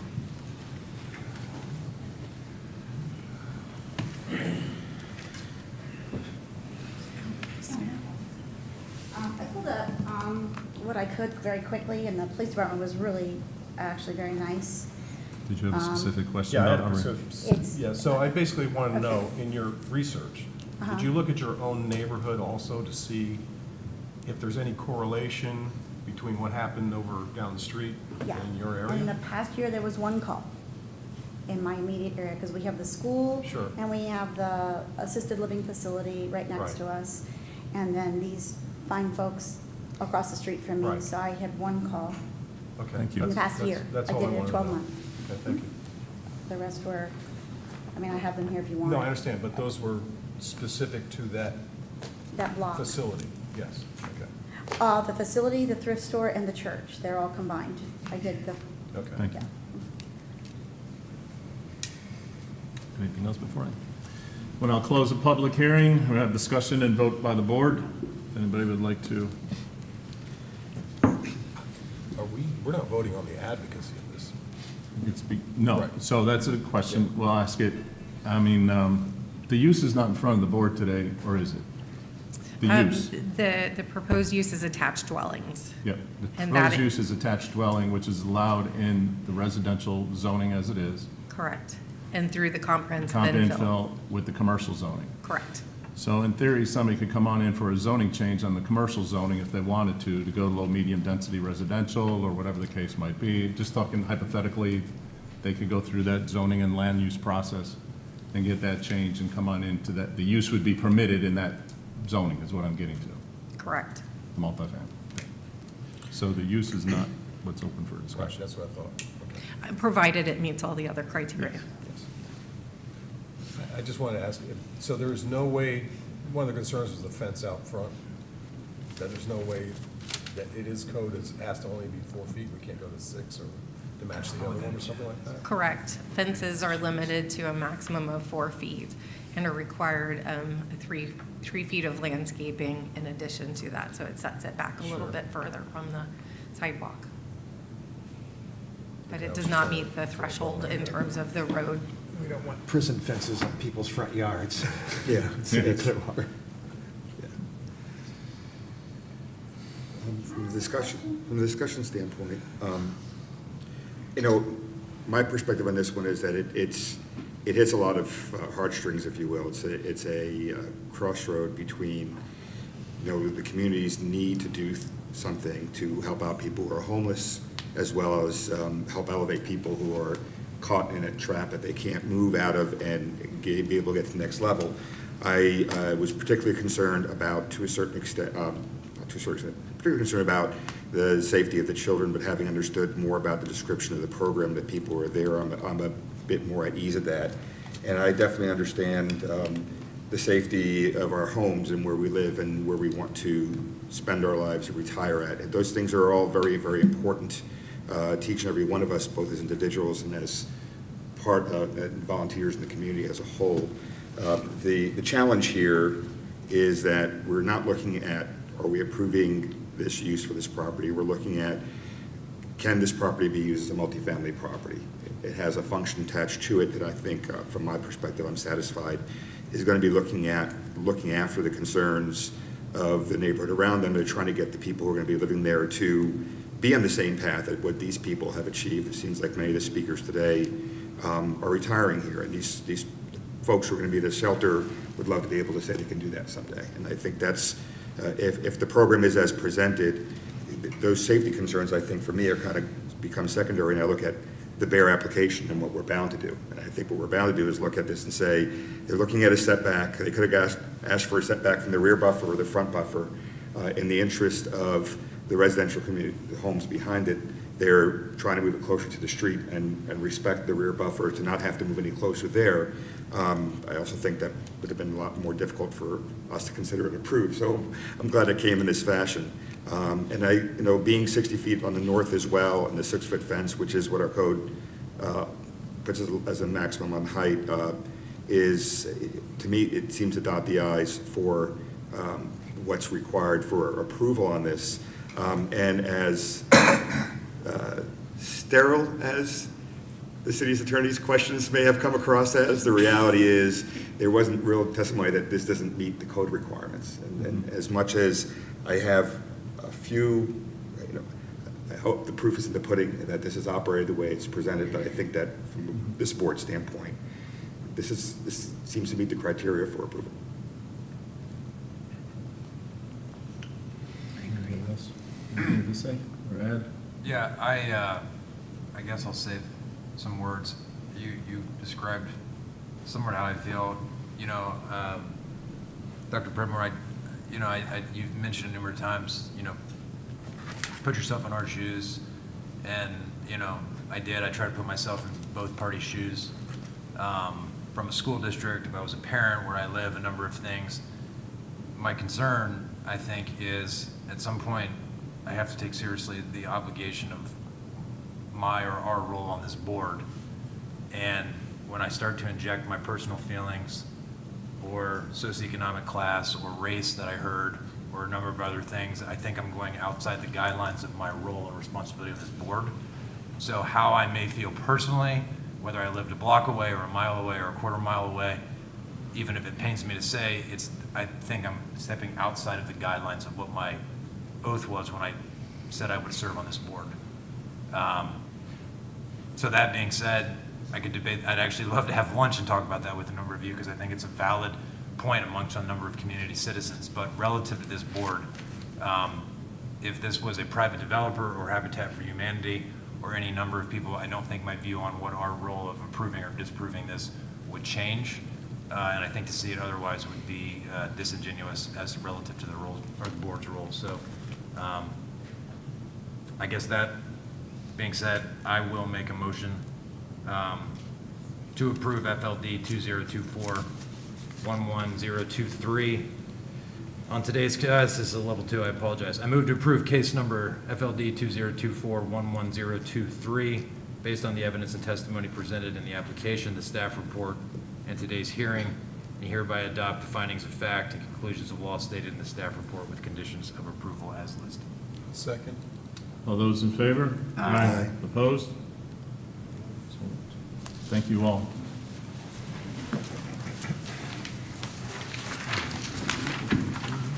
Presumably, the kids that. We are now going to go on to items continued during our previous meeting. Mr. Ox may be regretting his patience. Right.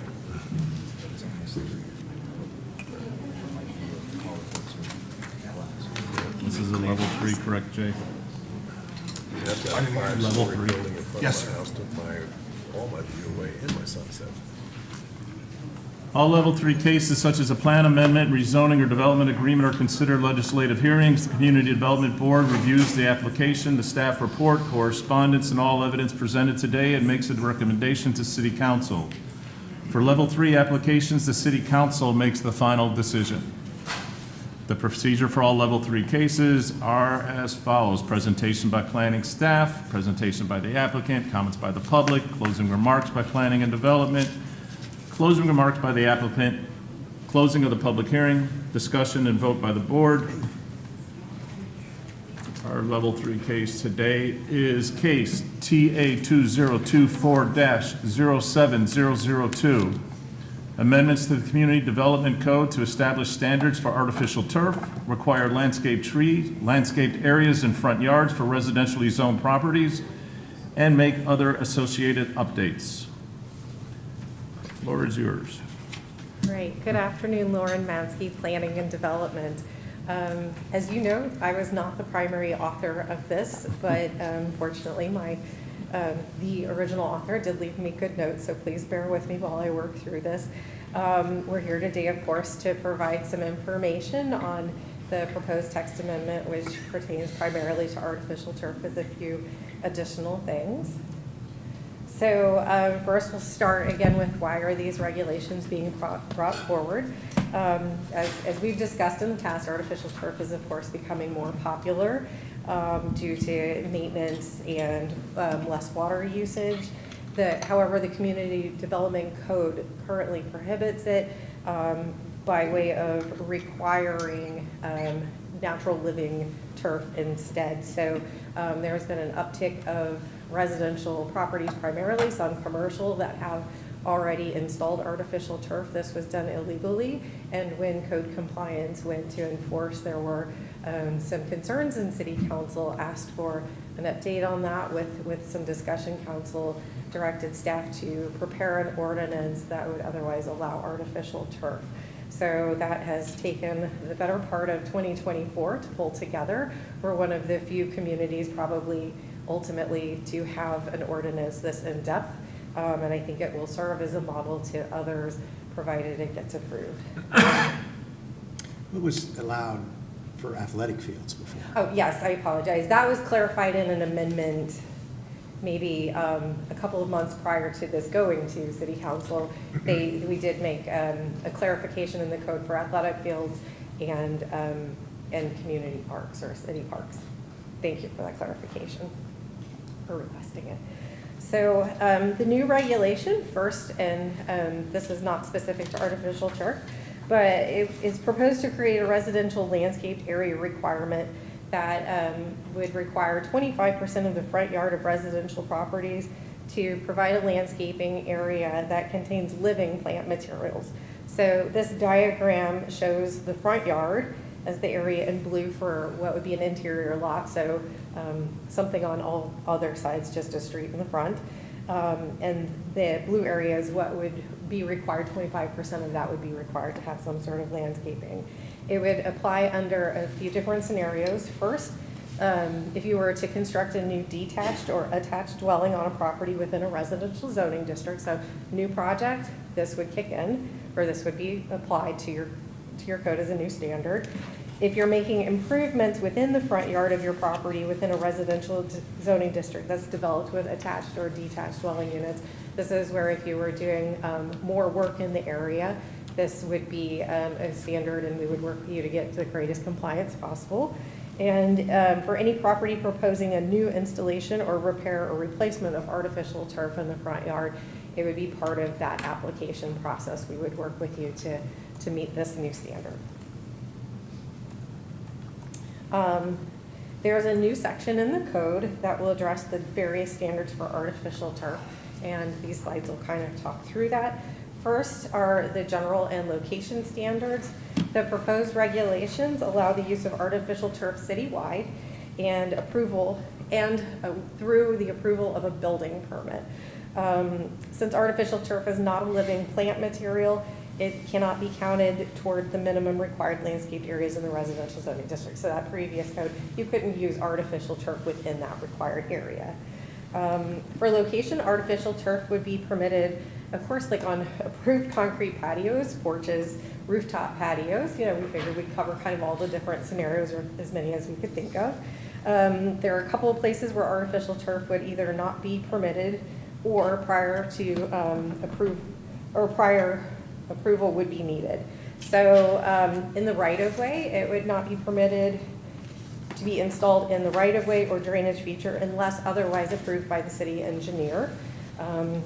These areas contain infrastructure that we need to be aware of and could be impacted due to the excavation and compacting required for artificial turf to be installed properly. If artificial turf is proposed in the right-of-way, they would need to request a right-of-way permit, and everything would be reviewed by staff at that point in time. Artificial turf is also proposed to be prohibited in any perimeter and vegetative buffers required by the code. Looking at the last application, that would mean those areas that run around the perimeters, as an example. In any interior or central landscape islands, these are required landscaping areas within our parking lots. And then any area used for parking or driving of motor vehicles. So we would not allow it to be used on driveways or other similar natures. That being said, I would like to clarify, probably not shown here, but as we know, I think more and more driveways are, you know, thanks to online pictures, they're so beautiful. Some people are wanting to put the little strips of artificial turf maybe between concrete slabs. That would be fine, because that's not really the vast majority of the driving surface is the concrete or other surface, so it would just be treated as impervious, which is a different topic of conversation, but we've received a few graphics of that, so I thought it best to just clarify here. And again, this is all because it's not a live plant material, so the buffers are intended to provide that kind of, plants, sorry. Next are the proposed design standards, which ensure that the quality of the artificial turf to be installed meets our community standards. So that's things like color of the turf, which must be green with lifelike blades of grass, with the exception of parks and recreation facilities and athletic fields where other colors may be used. Certainly football fields sometimes have other colors. Pile height, that's the height of the blades of grass, so longer blades are more appropriate for low traffic areas and residential yards. They're softer, more flexible, more natural looking, and that's certainly the look that we're desiring if we're within our community. Shorter blades of grass are more for high traffic areas like playgrounds or athletic fields. The minimum pile height for residential uses is proposed to be 1.5 inches, except for specialty artificial turf installations such as canine grass, so your dog areas, or putting greens. And those can be approved in the code. That was some of the changes that were made through all the iterations. That could be approved where determined to be deemed practicable by the community development coordinator. So instead of having to go through a process for that, we can work with the applicant, because the desire is, of course, to have the lifelike grass throughout, but there may be some areas where we could work with the applicant and support something a little bit different. The minimum pile height for non-residential uses is proposed to be 0.5 inches. There's a lot of details about face weight. There was a range in the research, the face weight for residential ranging between 50 and 80 ounces per square yard. The ordinance proposes 60. It's not the bare minimum, but also not the highest, most premium version. The average face weight for an athletic field would be between 40 and 90 ounces per square yard, so 60 ounces is recommended for sports fields or intense areas of activity. And then there's a variety of things for safety and longevity related to being flame retardant, free of lead and PFAS, and providing a minimum 8-year manufacturing warranty. We've talked you through in past workshops and everything, the proposed permitting process. Again, everything is proposed to be handled through a building permit. That would allow us to process an application within a relatively short period of time, because artificial turf installers, they can get going pretty quickly, and we didn't want to drag that out. That came from conversations with other communities that have been working through this process locally. So it would be reviewed by city staff and land resources, development review, and engineering for compliance with the code. The way the code is written, it allows the community development coordinator, which is the director of planning and development, to create the application. And as we've talked through, many things are really more appropriate to be in the application, not necessarily in the code. But for transparency, we like to talk through that now. So submittal requirements would include documentation on the following: a landscape plan or survey, and a tree preservation plan if required. If you're going in and around trees, we need to see where you're excavating to make sure that trees are maintained in a healthy condition. This is the equivalent of putting in a driveway, the amount of excavation that's required. We need a scaled edge detail or cross-section, kind of like what's shown on the slide, and of course the manufacturer's specifications. A permit may be issued to a general contractor or a professional artificial turf installer or a homeowner. This is where we've had some discussion also regarding perviousness versus imperviousness and the challenges of installation. And we're still proposing that for it to be treated as pervious, a general contractor or a professional artificial turf installer must apply for the permit, install everything according to code, and sign a verification certifying that they've done so. At the time of final inspection, they would provide us with those pictures showing all the different layers and everything, because we, again, wanted to work with them and not have to come out at every single step to validate everything. If it's a homeowner, we don't feel that that's really possible to do to the standards that are required, and so we're still proposing that if the homeowner does the install themselves, it would be treated as impervious and would need to comply with their ISR. There was an option to allow an installation of 100 square feet or less without a permit at all. That's the equivalent of a 10 by 10 shed as an example. That's where that came from. And a 10 by 10 shed, while needs to comply with zoning, it does not need a building permit. So that's kind of just to give some context to that.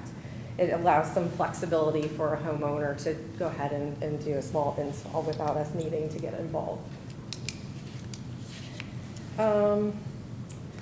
So manufacturer, of course, they're going to need to follow the manufacturer specs. I think I've covered that. We've talked in the past about trees, and if trees are located on or they overhang the property, the tree preservation plan will be required to evaluate those potential impacts. There may be some restriction. It depends. This would be, like I said, we would handle this in the same way we do driveways and other things.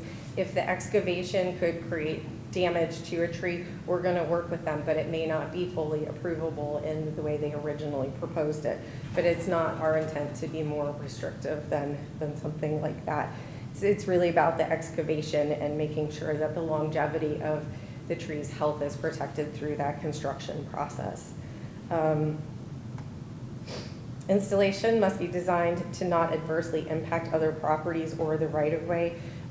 Following the historic flow of the watershed, This is a challenge because there's excavation involved. This is also, again, why professional installers are more encouraged, because there is a lot that goes into making sure that you're not inadvertently changing the land and water flow running off onto your neighbor's properties. So that's covered in here, because ultimately if things aren't maintained or if there are issues, we want to be able to point back to the point where they signed off, the contractors or whoever signed off, that they were going to comply with all of this. So, I mean, there can be under drain systems installed. Barriers would be required to separate the turf from live plant material. So if you have, where you have your landscaping in the front yard or something like that, that's really that kind of edge. All different types of materials can help prevent that in the same way you do now, probably with landscaping and grass. To make sure that everything stays in place and resembles the natural look, we've talked about seams being nailed or glued, edges being trimmed. There's a lot of maintenance also in here. It's really just, again, the overall intent of making sure that we're getting a high quality project installed in a way that's maintained properly, so that it blends in with the rest of the community. We've trying to just kind of skim and skip some of the stuff that we've certainly talked about several times. We've talked about the types of infill. They're not necessarily needed in as many installations as it used to be, but for now, because of that, the code says it would need to be a clean silica sand or sand-based product in the residential install. The crumb rubber that used to be far more popular, that's still currently used in athletic fields as an example, and so that would continue to be allowed, although from what I understand, they're moving away from that too. I think there will continue to be an evolution of this, and our code tried to kind of capture that so we didn't have to revisit it right away. Talked about the ISR. I think I'm good with that, sorry.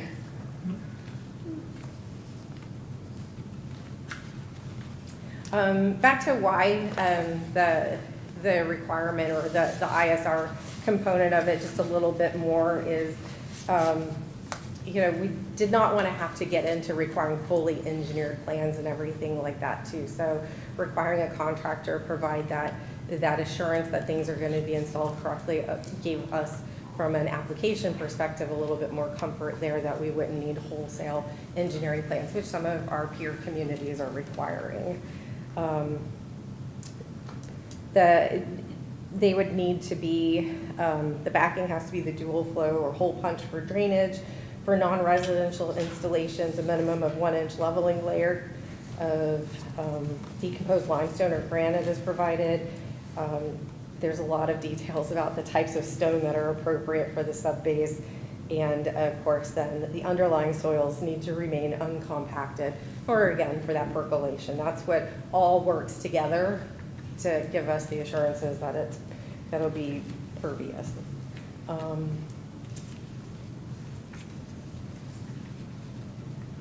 So this is talking real quick about the inspections. We would do an initial inspection for the artificial turf to look at the trees. That's part of, again, a very typical process for us. And then a final inspection would follow after we get the photos from the installer to ensure that it's been completed as it's supposed to be. They'll have to submit the testing reports from the aggregate supplier, verification form saying it was installed correctly, photos and photos of the area before each layer and photos after. Again, that's not specifically in the code, but that would be the things that we would be requiring. So I wanted to make sure that's all covered here. And while some say that it's less maintenance than a yard, I would say it's a different kind of maintenance. To keep it green and fadeless and free of dirt, mud, sand, stains, odors, weeds, all the things that could also happen in your own yard. We've got some standards in here because over time things may start to degrade, and we want the ability to revisit that with a property owner and make sure that any issues in maintenance are addressed. They may need to hose it off. There's vacuums for this, things like that. And if anything does fall into disrepair, our code compliance team would work with them for that. Any repair or replacement would require a permit, and if there are areas that do not comply with the proposed standards, we would work with them to bring the property into conformance to the greatest extent practicable. So that's kind of a common phrase that you'll see, like, we're an infill development community, we're a redevelopment community. This is how we deal with parking, we deal with landscaping, and we're gonna deal with artificial turf in the same way. You know, bring it into compliance to the greatest extent practical if it previously exists, and new would meet the code. The last section addresses the properties that were done prior to this. As I said, you know, quite a few have already installed it, and we kind of went back and forth on this a lot because it's difficult, because officially they weren't allowed to do it, but you know, we also weren't necessarily enforcing. And how do you do, you know, how do you work with this and just work with property owners? In all fairness, that's what we do. So we're not recommending doing an amortization. We're not recommending doing a wholesale bring them into compliance at one time. That would be really difficult to do. We don't know who's installed what in their backyards. We don't have the authority to enter people's backyards.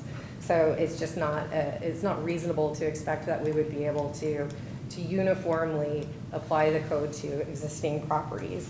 So regulations are proposed to allow artificial turf that's been installed prior to the enactment date of the ordinance to remain if the following are met. We would want them to submit evidence demonstrating the turf was installed prior to the date.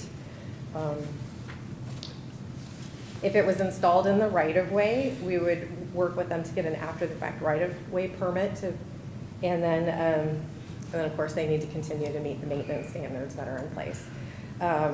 It allows them to keep it with the existing turf as long as they're maintaining it, but any existing artificial turf permitted to remain would count towards the calculation of stormwater fees and the property's ISR, which may impact future improvements to the area. So that means if later on, let's say hypothetically, you didn't already have a shed, you may meet your ISR, and we would have to work with you to figure out how to add the shed. Maybe you're going to need to remove some of your artificial turf and add landscaping to hit the right number.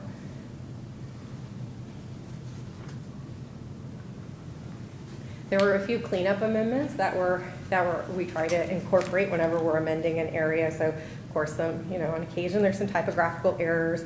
We had to reorder some sections to make this flow logically. Added some clarifying content provision regarding existing developed lots, creating the residential landscape area. The general landscaping standards are being updated to add a requirement for existing single-family and two-family lots to come into full compliance with the tree requirement when an addition or improvement are being proposed. This allows us, again, to work with property owners. Single-family residential property owners, there's not a requirement for a landscape plan to be provided outside of, at the time of platting long ago when they were built. And so over time, people change their yards around, and sometimes their yards may be deficient or not meet our current requirements for trees. And so if we wanted to have kind of a clarification in there, trigger for lack of a better word, that says, if you're doing not a renovation interior only, but if you're adding on to your property, we're going to evaluate and check to make sure that you have enough shade trees or enough accent trees or the right mix of everything. So that's our opportunity to do that. As you know, we've been a Tree City USA member for 40 plus years, and so this is how we get things like that done. Lots of definitions and some minor clarifications. So we are here today. Next step after your review and everything like that is, you're just being asked to make a recommendation because this is a level 3 application, and City Council I would present your recommendation to them, and then we would have first reading in March and second reading also in March. And with that, I can answer any questions. Before I go, anybody have any questions to begin with? I had ones about the pervious, impervious. So what Yes. you're saying is that a homeowner can put in an impervious, it would be rated as impervious if they Correct. put it in themselves.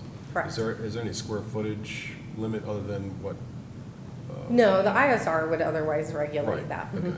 that's what I was saying, So, and that varies based on your underlying future land use category, so. okay. Yeah, I just wanted that clarification, because I know in California, my daughter just put some in. Mhm. It's all has to be pervious. They don't allow any impervious. Don't ask me why, but they just don't. Yeah, well, I mean, you could have pavers, so. Sure. You know, there's lots of other things that by right your property can have in terms of that's why there's an ISR that we use, and that's established countywide. So we're looking at it like that. If you can have pavers, Right. we'll go ahead and look at artificial turf in a comparable manner, and because of the installation that's involved to Yeah, let for them, it's water all work about like- water and the use and I water. missed what you said, I'm I said sorry. for them, it's all about water and, Sure. and, watering grasses. Sure. Sorry, go ahead. Made a statement regarding existing that's already in place. Mhm. Does that apply to all properties, commercial, multifamily, residential? I'm gonna just double check my notes. So I believe, yes, that was our intent, is wherever it is, that's what we would do. We've started talking about ways, internal for how we would handle this, right? It wouldn't be, suddenly we go out and knock on doors and ask for verification. We'll be working with public communications for how to get the word out. Can we do door hangers? We're gonna create information, on a webpage in the same way like we did for accessory dwelling units. We had a very specific webpage that addressed the standards and have all the content out there. So ultimately, someone can say, what are the standards for artificial turf? It would pull it up and everything would be there. But we would, for those that it's visible, we have a list, our code compliance team has been pulling together lists over time. And we would work with them just to inform them of the changes, what legalizes their turf. So if we're allowing it so to be grandfathered in, so to speak, so particular question, whether it's a multifamily site or a commercial site, and it's an island in a parking lot, there are several properties throughout the city that already have, they look good, whatever the case is. But we're saying in another part of this that artificial turf on interior landscaped islands is prohibited. Correct. So if they have an island that already has it, what are we Well, getting? I should provide a clarification on that because commercial properties have and I did misspeak, so thank you for asking the question in a different way. Commercial properties have approved landscape plans. And when there are changes to those landscape plans, they're supposed to come through an amendment process. These are our limited areas where landscaping can be installed in a paved area. So they serve multiple purposes outside of that. So we have shifted staff around to where we can be working and completing more landscape re-inspections. This is just kind of an internal operational edification for you because they're to be maintained, and we used to regularly do, our code asks or tells us to do landscape re-inspections every few years. So in that instance, they would be out of compliance with their approved landscaping plan, and we would need to work with them on that. That goes on to another part of the question. I mean, being in the business for these years, I mean, a lot of these interior islands, I mean, code right now, and if there's another part that I don't know about, please identify. Sure. Interior islands like in a shopping center, strip center, office building, whatever the case is. If my memory's right, you could go 20 parking spaces, then you need an island. That is Right. one of the changes that was made maybe, I don't know how many years ago, but somewhere, we certainly have the shopping centers that are older than that code provision. But a new center today, if we're coming in with a plan, Yes. every 20 spaces, if we got a row of 50 spaces or whatever, I have to put an island, or the applicant would be putting in an island. Yes. And that island is a minimum of a 17-foot wide island Yes, it's the equivalent of 2 parking spaces. to account for tree growth and allow the roots to survive. But in the years past, going into these things, we never had that, or I don't believe the code was there for the island width, so to speak. And a lot of these islands, from curb to curb, maybe down to 3 feet interior. There's nothing growing. There's no tree has ever survived in it. It does the first year, And they're not. I mean, oak trees were planted in those islands instead of just little, you know, and they don't. And a lot of those islands I have seen have been, you know, there'll be mulch in there, but that mulch just washes off. Even ground growth, the irrigation fails, or even if it is, below that is probably lime rock because the guys did it and they didn't cut out that area to put in good, you know, it just wasn't done in the years past. And to get that done retroactively today is kind of unrealistic, to be honest with you, really. I mean, I'm trying to, you know, things that can be enforced and for the good of it. And some of these, I have not for it, to be honest with you. I'm really not a pro-turf guy, but they do look a lot more aesthetic, some of these that are 3 foot wide or 4 foot wide. And what I'm getting to is that, you know, I don't know how you're gonna address that issue, so to speak. I mean, okay, we gotta go back, we gotta do it. The guys aren't gonna dig out and go down 5 feet, 6 feet. So a couple of things. One, I have Scott Perlman here, and his team does the landscape re-inspections, and he knows all the island, you know, probably knows the island widths better than I do. I can speak to the, prior to the changes that we made, I'm just gonna say 10 years ago, it may have been more, it may have been less. It was one landscaped island with the, more or less the equivalent of one parking space every 10 parking spaces. Every So 10, instead, yeah. we extended the distance, widened the allowance, same net use for landscape islands, but it was for that intent to allow our trees to grow that much healthier. But there were landscaped islands, and I want to emphasize they're landscaped islands. So yes, we're working on tree health, but there's also shrubs, ground cover, et cetera, that could be in there. I'm not sure regarding some of the very old shopping centers, you know, whether irrigation was required at the time or not. I think that it would be better handled through, you know, Yeah, I was wondering. Yeah. to come in on it, you know, I don't know. I don't actually want to speak to that because I don't know the situations that are out there. I'm sure we have a lot of different situations, but sometimes, you know, maybe there's a particular case or property, you know, being discussed without being discussed. But, you know, sometimes maintenance isn't done on existing irrigation. Right. Or, you know, sometimes shrubs die and they do need to be replanted. Our 1999 code, so the code that's been in place for my duration here, really focused on that. How do we go from the paved Clearwater to the beautiful Clearwater? And landscaping was a really big part of that, as was getting our parking corrected. So, you know, that's where this one is a little bit of a pickle, for sure. But if you have more specific questions, I would defer to Scott on. Particularly, I was looking at required where it gets into that and talks about the islands, was that it seemed like a lot of it would be addressed if we're applying it towards new construction, obviously. It's a very easy application towards new construction. Where it's gonna get hairy is like some of the older properties that I'm talking about. Sure. I mean, there's some islands that are, I mean, with a curb, 3 feet wide, totally. Sure. Nothing's gonna grow in it. I mean, it's not. It's not. I mean, you can pull out all kinds of planting, but. Scott Krallman, Planning and Development. Can you talk about, I guess I would ask, like if with a commercial property, if they were wanting to change out what was previously approved, and let's say it's a 20-year-old property, what would that be and what would we look for? Like, how do we deal with these landscape islands that were maybe teeny tiny back in the day? We would look for an amendment to come in that would be comparable to the requirements of the landscape code at that particular time. So if they haven't been successful, I sound like I'm cross-examining now. Yeah, I mean, after some all of that these, we've I'm been just being through, practical. But I'm trying to think through the practicality. Yeah, of some of this. these, I don't mean You know, to. some people do just fill it in with gravel right Yeah. now, and I know that that's counter to the code now. Right. Yeah, there's. I mean, we would absolutely work with them to find a plant material that would suit that width. It may not, obviously, it's not gonna be an oak tree. It may be a crepe myrtle, or it may be just ground.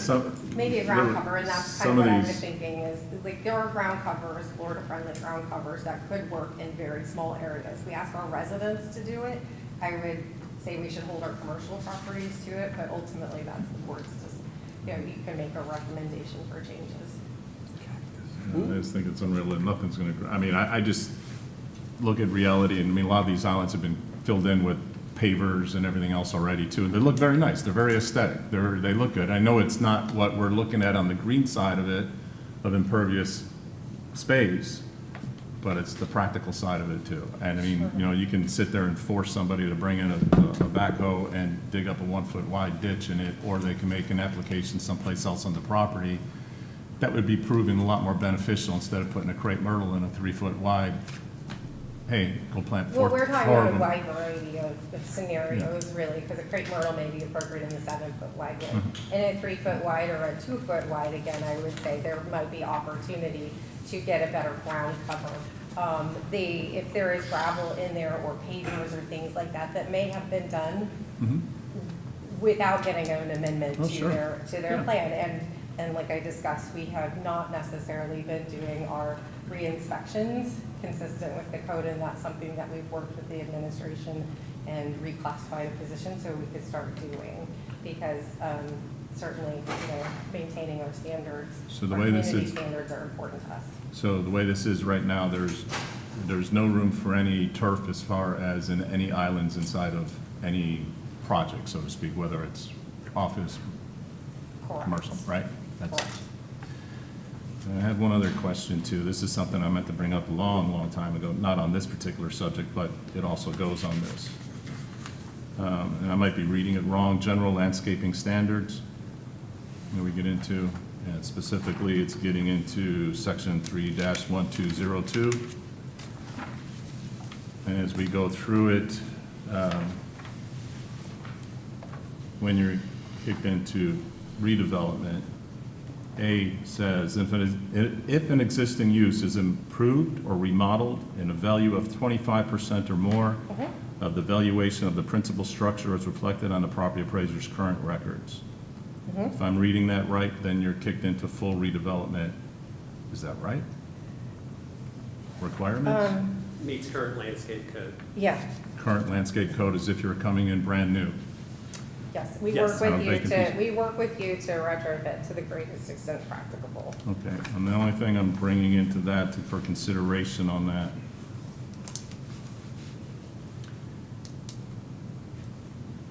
In our property appraisers page, if you look at commercial properties, and this is gonna go across the board on almost every use that I can think of, got a commercial prop, and it's a restaurant, freestanding restaurant. Been a restaurant for 10 years, 15 years. Time for mom and dad to remodel the place, son's coming into the business, daughter, whatever the case is, and they wanna remodel this property inside. Any use, any remodel, it's gonna be well over 25%. So this is something that's existing, it could be something 5 years old, it could be at the current road, but you're gonna come back in at 25%, that's gonna kick every remodel into it, as far as, And it has been, and that's why Gulf to Bay looks different than it did Oh, I- pre-99, as an example. A very similar provision this provision is used in several places. We just call it generically the 25% rule, and we have it for landscaping, we have it for parking, we deal with it. We use the same threshold in different things in US 19 and other areas of the code. residential? Residential is not required to have a landscaping provision up until now, and that's why we are proposing the tree piece specifically. So that will not apply, I'm just making clarification, it will not apply towards residential properties. So somebody that's doing a remodel, The existing 25% rule? the 25% rule The will not apply. existing? I just want to reread the whole code as it's all pulled together. So, sorry, so it's printed double-sided. Because, Existing developed lots, existing lots not meeting the requirements contained in the division shall be brought into compliance under one or more of the following conditions.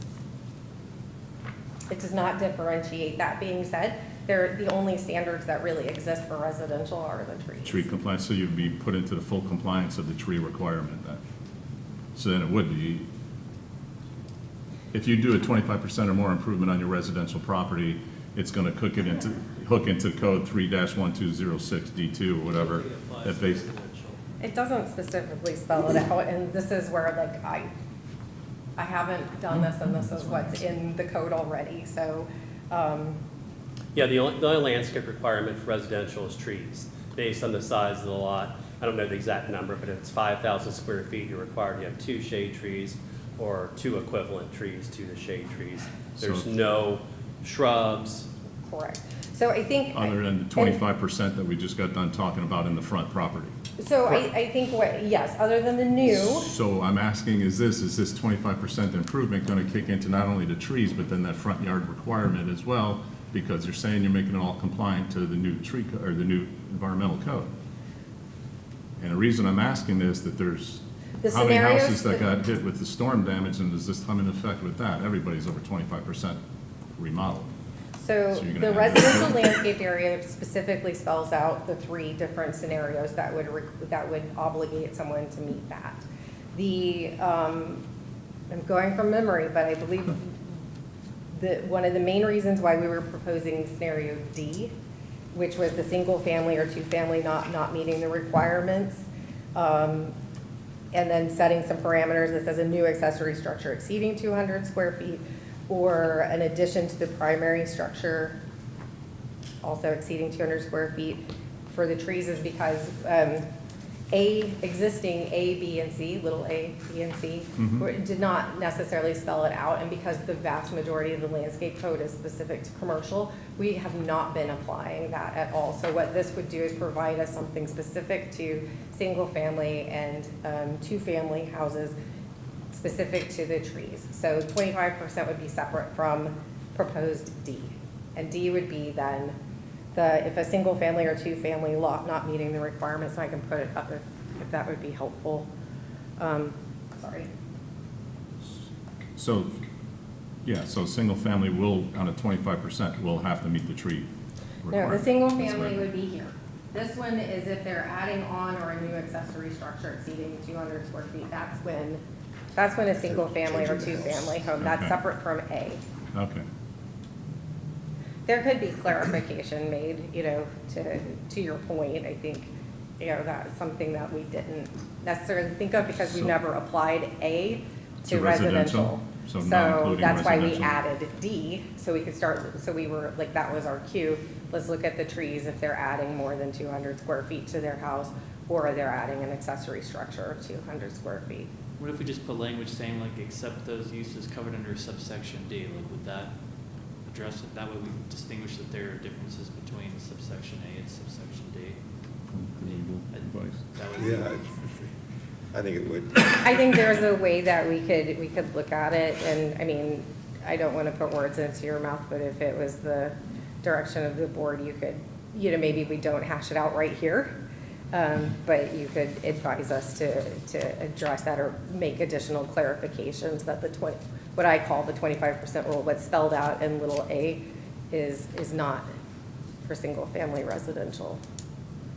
I'm not big on writing code at the dais, and I know you understand that, because I wouldn't want to say something now and not catch an implication later, but I understand I believe that's your intent, is to really clarify that the 25% rule is for commercial or non-residential, I should say Correct. non-residential Right. properties. Right. But would you want it to, but we currently treat, I should clarify this, see, this is why, is because if we say just residential or non-residential, residential includes multifamily and stuff, and they are required to have landscape plans. So I think your Single-family. point is to exclude the single-family, 2-family. Family, yeah. And so we could Do probably that. add a little clarification into A. We have D which is what we intended it to be. Okay. And I think to address that piece of what you've been discussing. Thank you. Sure. Thank you. That was a good point of catch. clarification. That makes sense. As it relates to the 25%, by the way, I want to publicly acknowledge in November, I had a couple comments and publicly told the board I would reply with more feedback, and I never did. So I want to publicly acknowledge that and apologize. But as it relates to the 25%, the property appraiser's current value, could that also come in the form of a private appraisal in terms of how it's valued? We have allowed that in. Like a in FEMA instances. 50, almost similar, okay. Yeah. I mean, yes, similar, like right now, we have people that are providing their own Yeah. private appraisal. It just doesn't say that. I didn't know if that is a note that could be added, as I read it at least. I could look into that. I don't. It could be a substantial factor. There's also, I can just say, so we have the ability, the community development coordinator is the interpreter of the code, and we have a list of interpretations that have been made over the years that aren't necessarily warranting, code amendments per se, and I could check to make sure that's in there because it's something that we do in practice. Okay, the only other thought I had, and I don't want to slow this thing down, it's just kind of always rubbing me a little weird. As it relates to the professional installer piece. Yes. Again, like, you know, I won't beat that to death, like who is, who isn't. I mean, could it be something more simplistic, like they have to have a city business license, or, because again, I mean, it's so ambiguous, I'm not sure. General contractor's license. Well, that's one, it was general contractor, or I thought I heard, Or a professional installer, license, which yes. again- And there's we had talked at the last meeting, I think, about like the certification, that professional certification, and we think that that would be oddly enough too limiting. Some communities require evidence that they've installed it before. There's ways that we could deal with it at the application process. I don't know if there's a category per se for, you know, artificial turf installers in the business tax receipt. That's a tax, not a regulatory tool, so I'm hesitant to rely on something like that. And I get it, I guess I'm just as hesitant to call something out in a code that's not clear. Sure. So that was my feeble lack of code. I mean, if they're experience. providing us the manufacturer's, you know, specifications and things of that nature, we could require in the application evidence of, you know, that manufacturer authorizing that, you know, something like that could, you know, it's tricky for sure. This is why, you know, most communities don't have this level of detail in their code. However, you know, in all the research we've done, there's a lot of mixed standards and things like that that I don't think are right for our community. I'd also say, you know, when we get a few under our belt, if we find that things aren't working as we intended for some reason, you know, we do have the ability to bring forward additional, you know, additional code amendments. Not that that's an ideal thing to rely on. That's where having the ability to modify the application, why certain things aren't as appropriate in the code as they are where the community development coordinator is authorized to determine what goes into an application. That was something that came from the business task force in 2011, actually. Some of the amendments that followed that. It gives that additional flexibility not to make arbitrary or capricious, you know, changes to an application to make it difficult without going through a proper approval process. But, you know, if certain things aren't clear or we need a little bit more information, it gives us that ability to work with applicants too. So when we get our first application, if we're not feeling like we're getting the correct information, you know, ABC landscaping, and they have difficulties completing the application or things like that, we would maybe revisit that standard. But, you know, I guess that's where I'm wrestling with is I don't want to hold this up. Like, I think it's a really great attempt by the city to show progress. I just think there's still cleanup to do, but, you know, this is government. I'm newer to this, like, you know. What we can do is we can take your recommendation and try and work on. Which I already promised I'd give once, so. Yeah. right, at this point, we're respectfully asking for, you know, a recommendation of approval or denial or approval with modifications, and we can present those to the city council for their final directive. And, you know, in transparency, you know, sometimes, you know, it depends on the ordinance and the topic, but sometimes staff has, you know, really agreed with things, or we're like, yeah, absolutely, sorry, we missed that, and we may make that change and go ahead and present that to city council as amended based on your feedback. Or there may be things that we just present to them as the board's recommendation and wait for their direction on that. Well, I know there was consternation with a few people before too about this versus somebody coming in with a contractor's license or building their own home and be able to do their own electrical, their own plumbing, whatever the case is, and it all goes through. And here we're talking about turf, which I'm not knocking the tree, I'm not knocking that, but I know that there was a fair amount of consternation with that, and I understand it. I mean, the practicality of things. I mean, life safety and I welfare. would say, I mean, this was one of the hardest topics. I mean, there's a reason why this ordinance has taken us almost, over a year at this point. Jamie didn't get to see it all the way through in her tenure here. And this was a big part of it because of, for some of the same reasons that came up in other conversations, flooding is important. It's impacting us, and we want to make sure that we have the right protections for adjacent property owners too, anyone that does have this installed. You know, some communities are not treating it as pervious at all. And we started out maybe, you know, proposing that, but I don't think we would have gotten traction with that either. So, you know, we're trying to propose it's balance, it really is. And we don't want to require fully engineered plans because that also is a limiting factor, but that was also something that, you know, we started with as a recommendation. So if there's questions very specifically about engineering, I would say Tara Kivett, our city engineer, is still here. And she's been with us through this whole process as we've modified and ultimately brought this forward as written. So if you'd like to ask questions about that more specifically, I would defer to her as the city engineer. So there's no national organization of these type of installers or whatever that they can. I think that, I mean, that's what, certify or there whatever. is a certification or a professional organization, but it seems to be voluntary and it's not very robust yet. And that would potentially exclude people, you know, who maybe didn't pursue that. Well, So, it's just that with a plumber or electrical or a general, you've got to. yeah, there's not a licensing. It is still landscaping, Sure. albeit not live landscaping. So. I think, thank you. Sure, and I apologize, like, it was a very in-depth, and I've been kind of, you know, It's very good. not as immersed as Jamie was, for sure, Oh, so. you did fine. You did well. Thank you. Thank you. Now for the person who's probably had the biggest regret today. We'll hear from the public. We should give him as much time as he. Yeah. Boy,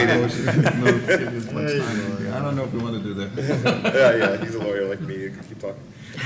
Thank you, Mr. Chair. Board members, Brian Unk, 65 Court Street, McFarland Ferguson, on behalf of several clients who have received code enforcement notices related to artificial turf that worked with the city staff and worked with the city council to address this issue. And first and foremost, I want to say Director Matzke is 100% correct. This was a very heavy lift, and Jamie and Director Matzke and Tara and everybody who's been involved, Scott, Matt, have done yeoman's work in putting together an ordinance that will probably be the model ordinance for the state of Florida. And we're not the only community that's working through this. Tampa's working through this. St. Petersburg's thinking about working through it. You see some ordinances that are popping up here and there, Sunrise, Orlando.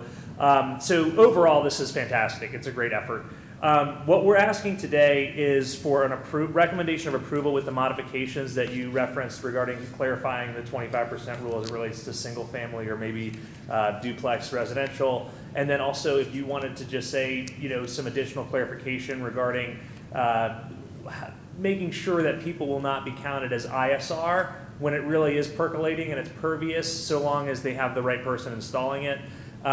You know, it's interesting. If you have the same exact product, I understand that the city's concern is they don't want someone who doesn't know how to install it incorrectly so it doesn't actually perk.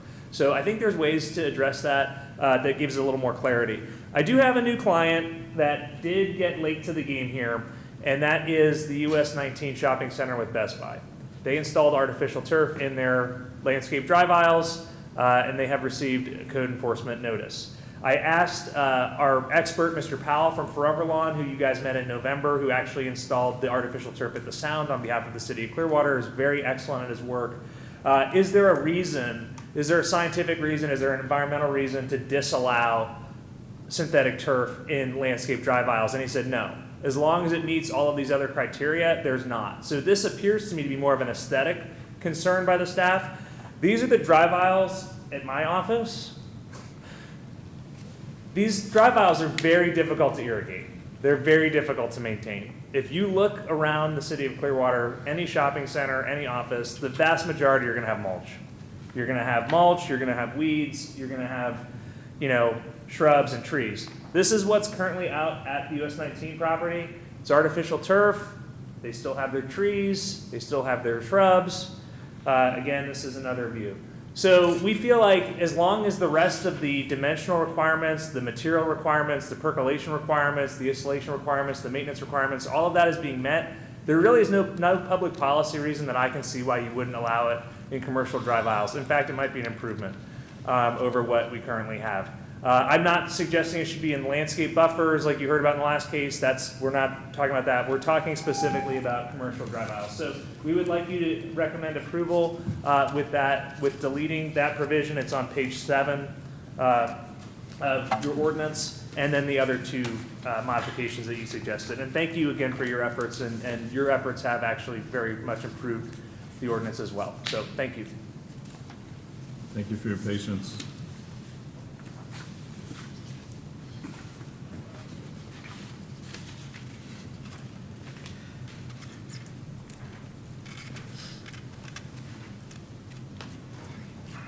Any more discussion by the board? Sorry, closing remarks. I'm sorry. Oh, Maybe closing remarks. I don't have any, thank you. I apologize, I've been ill, and so I'm starting to get a little warm. Oh. That's all. So, sorry. Stay warm over there. That's it, we're one and the same, so we're gonna close this to the public hearing, and we'll have discussion and vote from the board. I've made my concerns, I didn't know about particulars, but know of many other properties that are very similar to what was shown to us just right here. I was That's what I was I'm gonna saying. ask the same question as he asked. What is the restriction for having that in a parking area? I mean, I don't see any reason not to. As long as the trees are maintained, because as someone who does shop occasionally, I go for the shade, so wherever I can find a parking spot with a tree, I'm there. So the more of those, the better. And if trying to have them, plus having some greenery that looks, at least something that looks green around it to help, I have no problem. I mean, I don't see the issue there.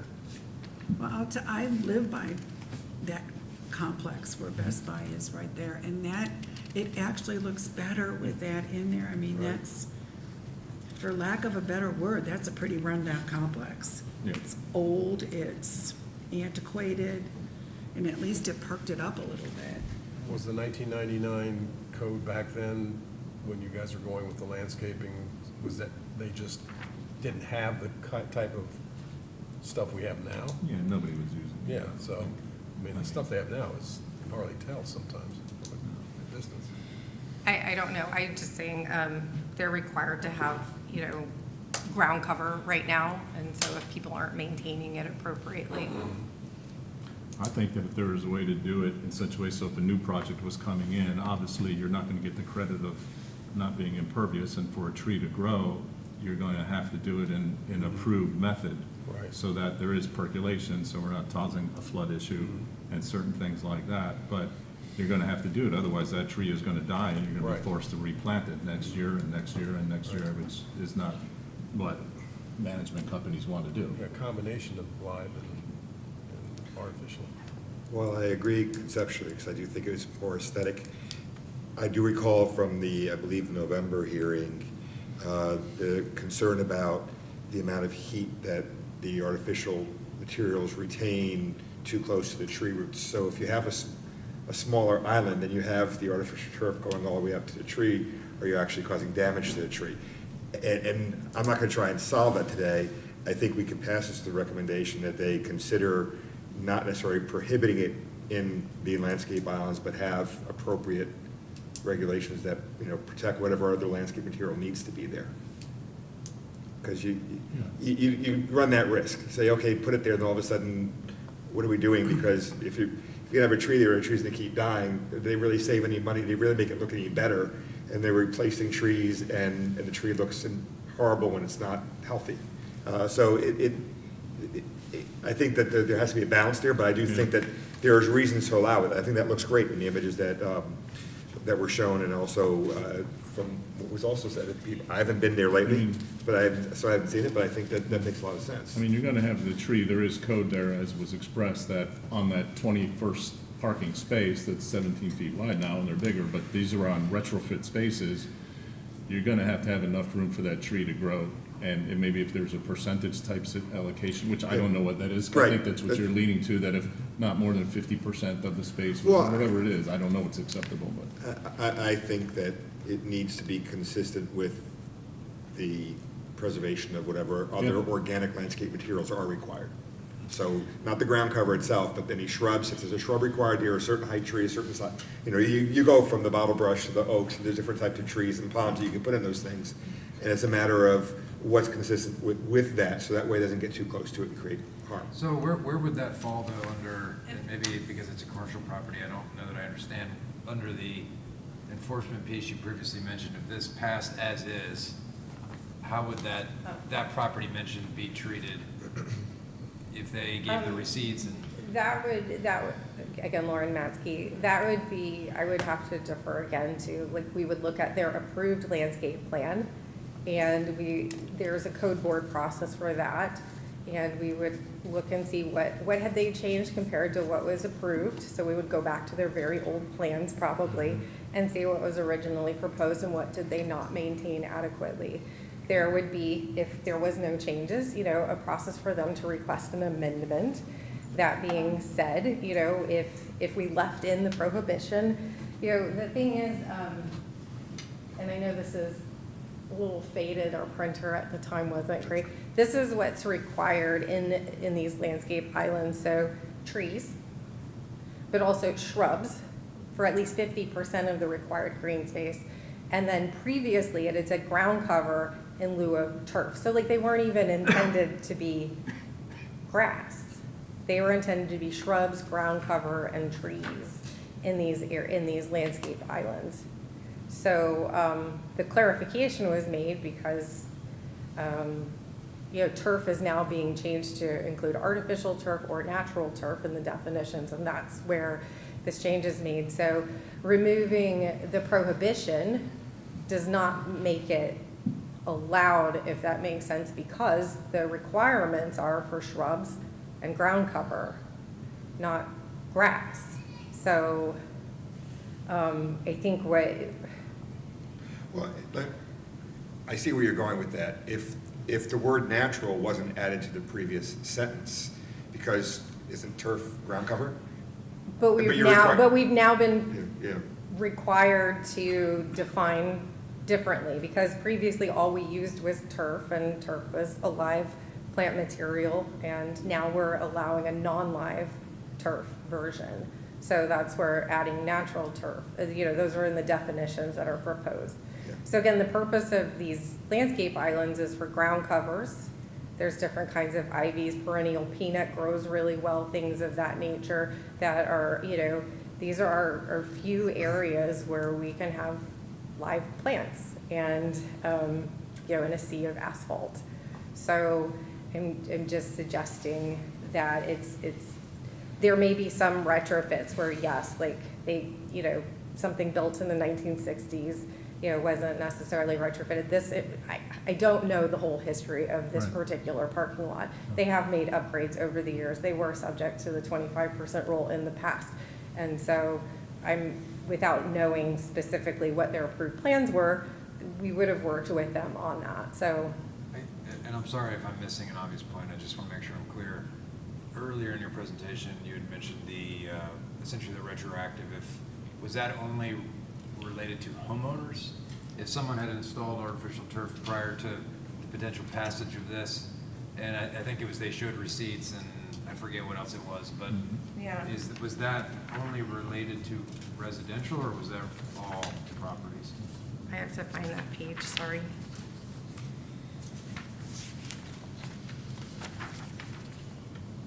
Page 4.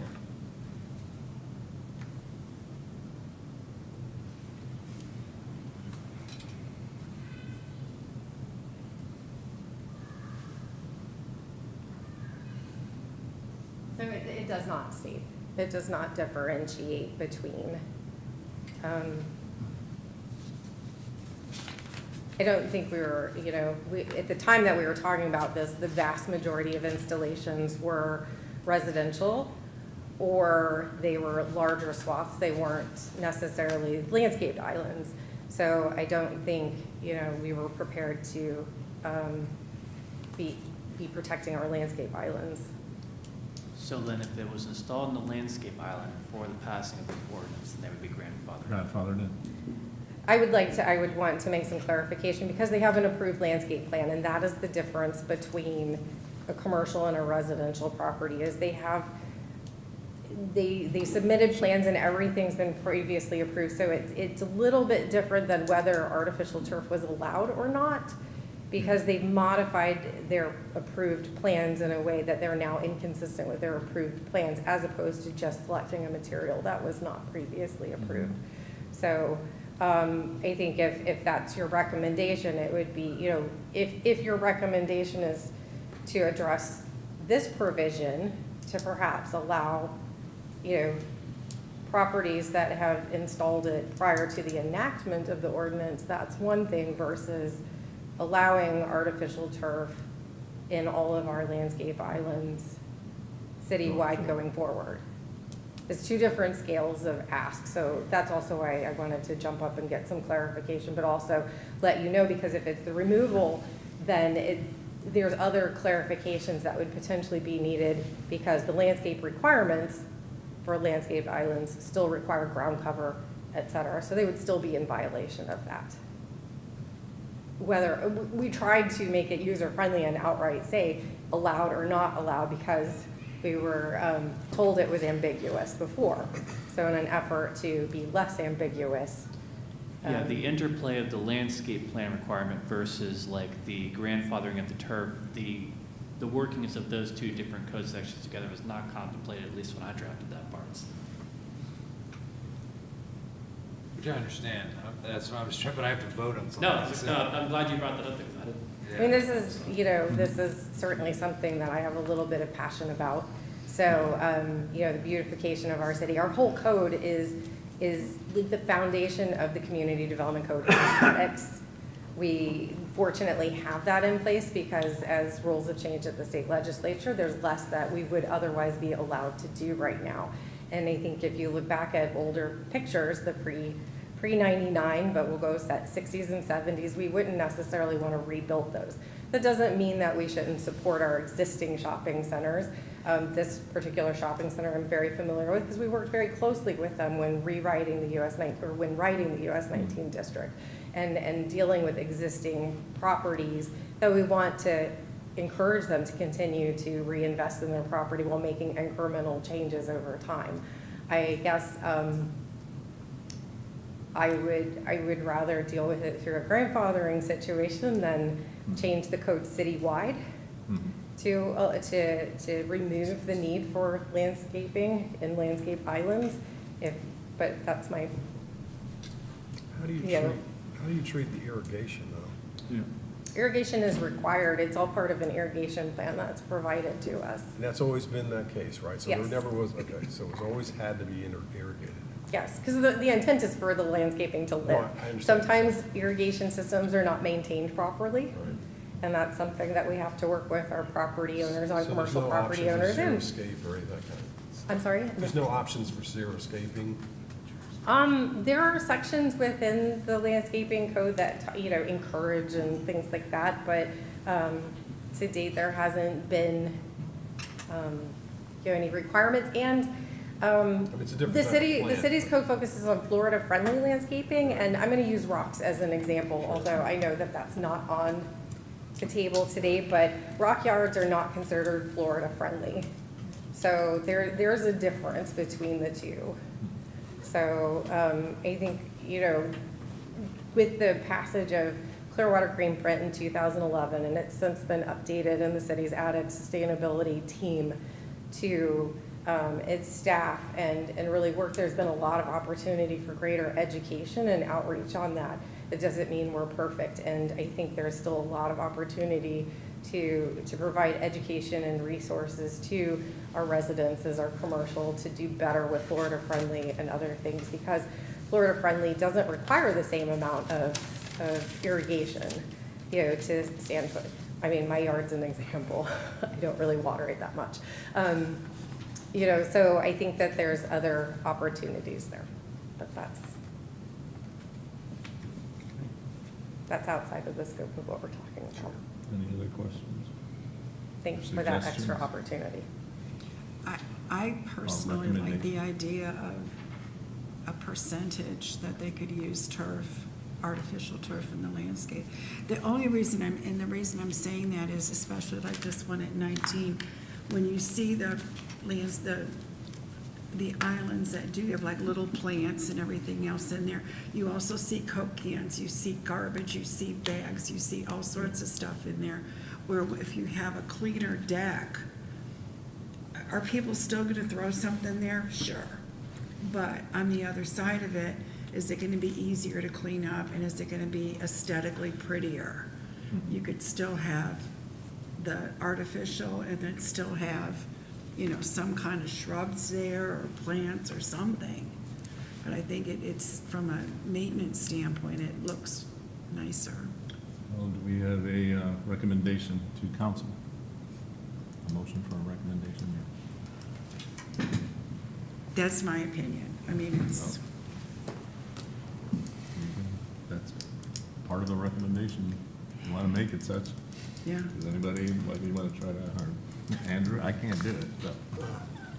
I'm just trying to think of how to word it, because like she said, a percentage, but I wouldn't know what that would be. Are we just recommending that they explore. provide, excuse me? That they explore. They explore, yeah. Yeah. We don't have the information and the knowledge to say this percent works and why. I would hate to recommend the passage of an ordinance based upon a gut feeling of what might be right. But I think that it should be explored further, so I think we've got that, we've got the exclusion of this, clarifying section 3-1202 on the single-family and Duplex. single and two-family homes from those other three qualifiers. And there was another one that you brought up, I'm trying to, thought there were 3 total. It was the contractor or not? The contractor. Yeah. I don't even know how to make the motion. So are these just like general thoughts that you want us to address as we kind of move forward at the council level? Is there anything like particular you want us to do, or just explore these ideas more, or implement something in particular? Just want to make sure that we can write that out for the staff report and say, this is what CDB recommended we explore, therefore we took a look at this provision and worked on a little bit and whatnot. Just so we make sure we sufficiently address what you would like us to work on at that level. So, yeah, be exploring the options of the use of artificial turf, and are we just talking about parking areas, or are we talking about even further than that? Or Just landscape Just islands. landscape islands. And then also a further clarification of the the single-family home. And then also the licensure of a contractor. How do we make that a little bit more stringent? Okay. And then to that point, I mean, it could be a recommendation based on the size of the island. If the island is 10 by 10, and I'm just throwing out a number, then, you may want it to only have 40%. You may want the other side, but in these tiny little islands that, as to your point, that you can't really grow anything in there, and it's just gonna die anyhow, that they may be allowed a little bit more, and then some kind of Florida-friendly shrub. There's gonna have to be a balancing act with it, a little bit.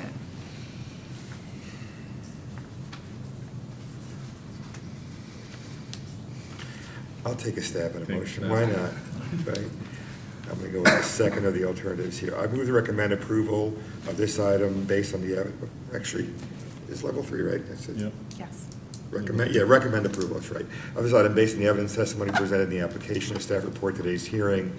And made the following findings of fact based on said evidence, and that we heard evidence today regarding the potential ambiguity between the single-family and two-family residents and commercial properties, that be clarified, and that there be consideration given regarding the use of artificial turf in landscape aisles, and that there be consideration given to the licensure requirements for the individuals installing, that, trying to come up with the right wording on that last part there, but that's what I got. Does that work as a motion if somebody seconds it? I second it. Yeah. All those in favor? Aye. Opposed? Thank you. Are there any other director's items today? We had a placeholder in case we needed to discuss any changes to the rules of procedure based on either, more recent meetings where we've had more people requesting party status and cross-examining and things like that, or also if anything had come up in the flow of the meeting with our changes to the electronic system. So it was really more of a placeholder to see if there was anything. I have a question because we about the do note- revisit the sorry. rules from time to time. I have a question about the notification process. Yes. So, because as you heard, you said that you sent these letters out, and they were saying, no, they didn't get it. Is certified several mail of- not used? We do not send things certified mail. That would be a very expensive Right. thing, and again, it's intended to be a courtesy. Several of the people, if I was, of those who introduced themselves, we do keep a list of who we sent things to, and they were at least mailed to them. They come in City of Clearwater envelopes. I don't know. Yeah, I was They're gonna ask that obvious. question. I said, do you keep a list of who got sent to, and do you have a copy of the letter in your file? We do. Okay, well, if that's the case, then if you say you sent it, then, I know there's stuff in the city of Clearwater that I don't actually There's open, so- sometimes, there's a difference between a statutorily required notice. Agreed. And, which is where we've had a few issues and had to rehear things versus a courtesy notice. And it's not that we don't want to get it right, but if there was a technology issue or anything like that, we use a mail merge and GIS program to see how many parcels are within that distance. If there were any glitches with that, then what I took away is let's go verify and cross-reference and see if we had issues. There were a few issues a few months back. This may have fallen into that same time period, and in which case it's already been addressed, and it would be an unfortunate thing, but it's not a statutorily required thing that would have, forced a noticing. So a level 2 is a statutory required notice, correct? There's statutory required notices for quasi-judicial hearings, plus the code requires it. So just for clarification to the board, I've asked one of the individuals to send me a copy of their postmarked hearing envelope to see, we do use a mailing house. And according to our records and the affidavit that they provided to us, it was mailed in time. So I'd like to confirm by the postmark if it was something that, it was postmarked within the timeframe that is acceptable, but just maybe was not delivered or they did not receive their mail, which in that case now it may be a postal issue. One other thing just to clarify is we do send a notice every time to the school board. So I know that was stated. We don't send to individual schools nearby, but we do every hearing, every item on the agenda. The quasi-judicial as well as our courtesy notices go to the school board, the And that was CNC. confirmed. The school board did receive. Now, the individual school, no, they do not receive the notices because that's not required. It is the school board that is required to receive the notice. And this has come up, let me catch up.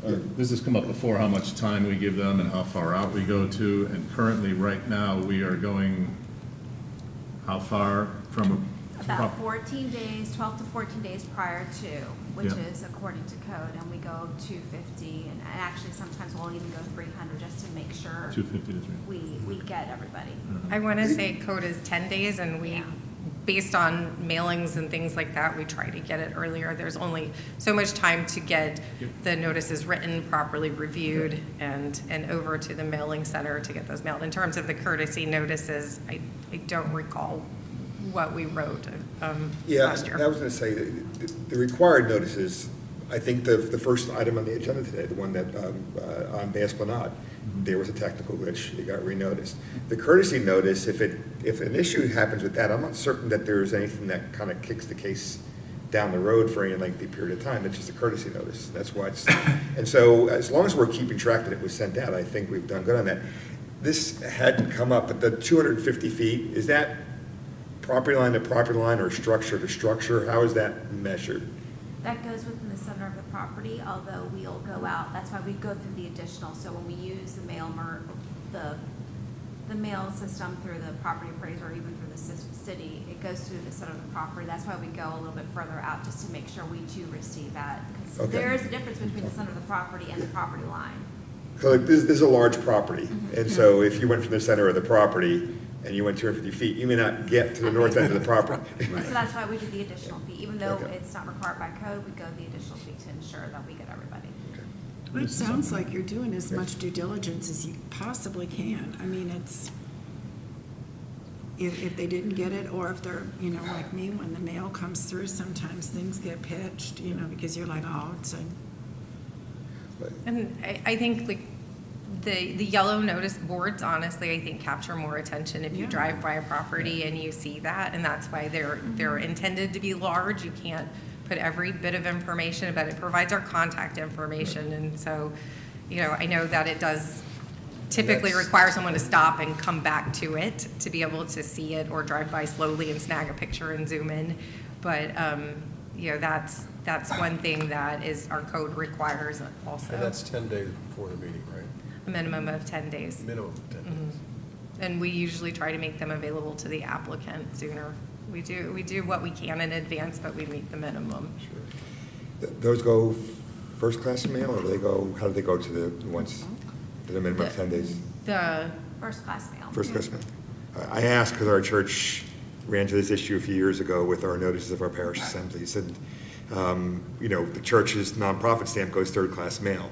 And when you read the postal regulations, they have 21 days to deliver it, and our notice requirement was 10 days.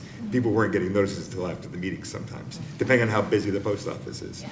So if it's first class mail, then we're probably in decent shape, because I think we're covered if you're at least 10 days out, so. It's funny Also that- bear in mind that some of the concerns are perfectly valid, and you all have always done, the city has, and you all have done a really good job of paying attention to and adhering to those notice procedures. But when folks are, for whatever reason, opposed to the application and want you to reach a different decision, some of it's grasping at straws a little bit, because some of it is, this board's been meeting for how many years at 1 o'clock in the afternoon? I recognize the people, it is the middle of the day. But if it's, 10 days, it's too short, you go to 14 days, maybe it's not enough time to get off work, 30 days, maybe maybe the argument is that you gave us notice so early that we were going to forget about it, and try to lull us into a false sense of security, so it's kind of bear in mind in context, sometimes the notice arguments are simply trying to get you to think differently about the application rather than a due process issue. I don't know about you guys, but I'm doing this during my work too. I say, all of us are giving up something to be here. My pay doesn't get docked, but I'm also not billing for the past 4.5 hours. My employers take note. Outside of the notices, and, again, if I may, we know that there's still opportunity to explain things better, to have a little bit of different or more information online, things of that nature, and we're continually examining that. We have a project going on right now where we're working with an outside communications consultant to help us work on the most types of permits and how to explain some of our more complex topics. And so we're going to be working on changes to our webpage based on that. You may remember several years ago, after some of these meetings took place, there was the desire for us to create the book, The Citizen's Guide to the Community Development Board. And we've included graphics. With the changes to online, I realized that we weren't able to paste in our graphics that talk through the flow of everything. So we've already, just in this meeting, talked about, well, we can staple that to this so everyone in the audience gets that as a supplement so they can follow along, because I reference it myself too. We can work to get more things online like that, where maybe they were already included in our agenda based on our old system of a Word document. Now we need to add things online. So if anyone that was speaking, hears this, just know, we're regularly revisiting and trying to refine the way that we share and process information. But back to that communications project, that's something that we've asked them to look at, our consultants as well. How do we make that, it's still technical, because there's a lot of technical process that goes on in this meeting, but that doesn't mean someone else can help us, balance that need for covering the legal requirements. What does it really mean, and all of that with a little bit more plain speak. So we have sought outside assistance with that. Getting the public to understand what it is we're being asked to vote on is. It is very difficult. They're all over the place, and we can only be, just like this. I don't know how you're gonna do that, but just try to explain the process is the only way you can do it. It is, and I would say our staff does a nice job, making themselves available for walk-in customers, online requests, emails, phone calls. We have people come in so we can just sit with them and explain it, and we're going to continue to do that.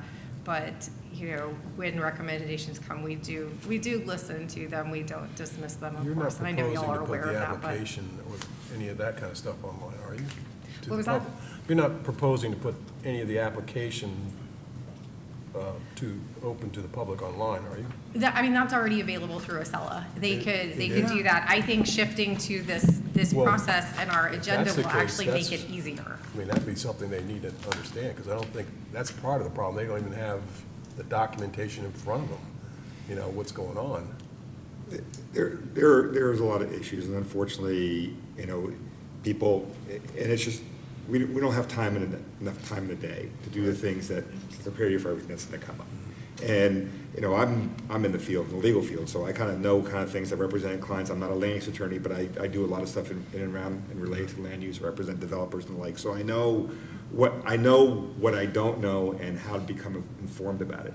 The problem that the public has most of the time is they don't know what they don't know, right. And then they don't know how to fix that. It's because they don't even know the issue exists. And it's sad because it comes up within that 10-day window when they get their notice and the time of the hearing.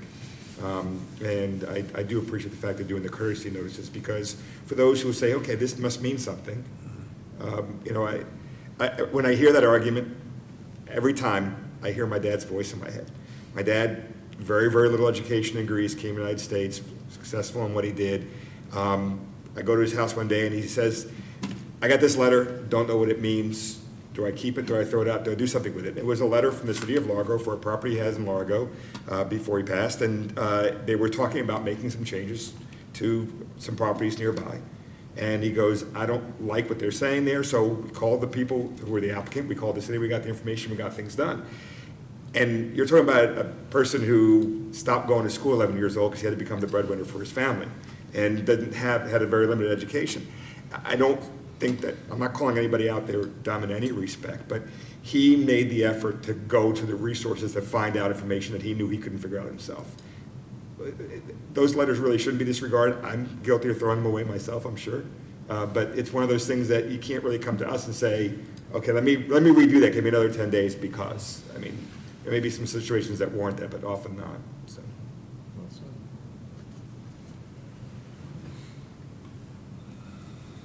I think we've talked about it. Anybody else? I think we've talked this one through pretty good. Good luck with you guys getting that done. Thank you. I hope you feel better. Thank you. I'm going to be going home. The last thing I would say is our offices have temporarily moved, and by temporary, I mean 8 to 12 months long. So we're now located over off of State Road 580. We're in the old library, not the new library, and it's next to Fire Station 50. So we resumed operations this morning. We have had customers find us already, and that's another one of our... I saw a full parking lot when I drove by. Well, a lot of staff, but we had customers, and they sat amongst our boxes, and our team is working to get up and running and support, our customers, our residents. Apologies. Where's engineering, same place?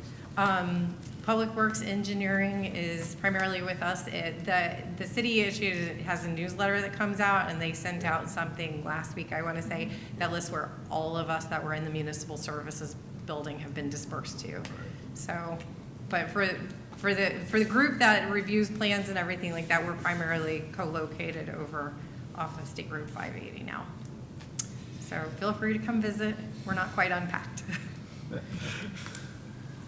Anything else? Nothing? Thank you. This meeting's adjourned at 4:18.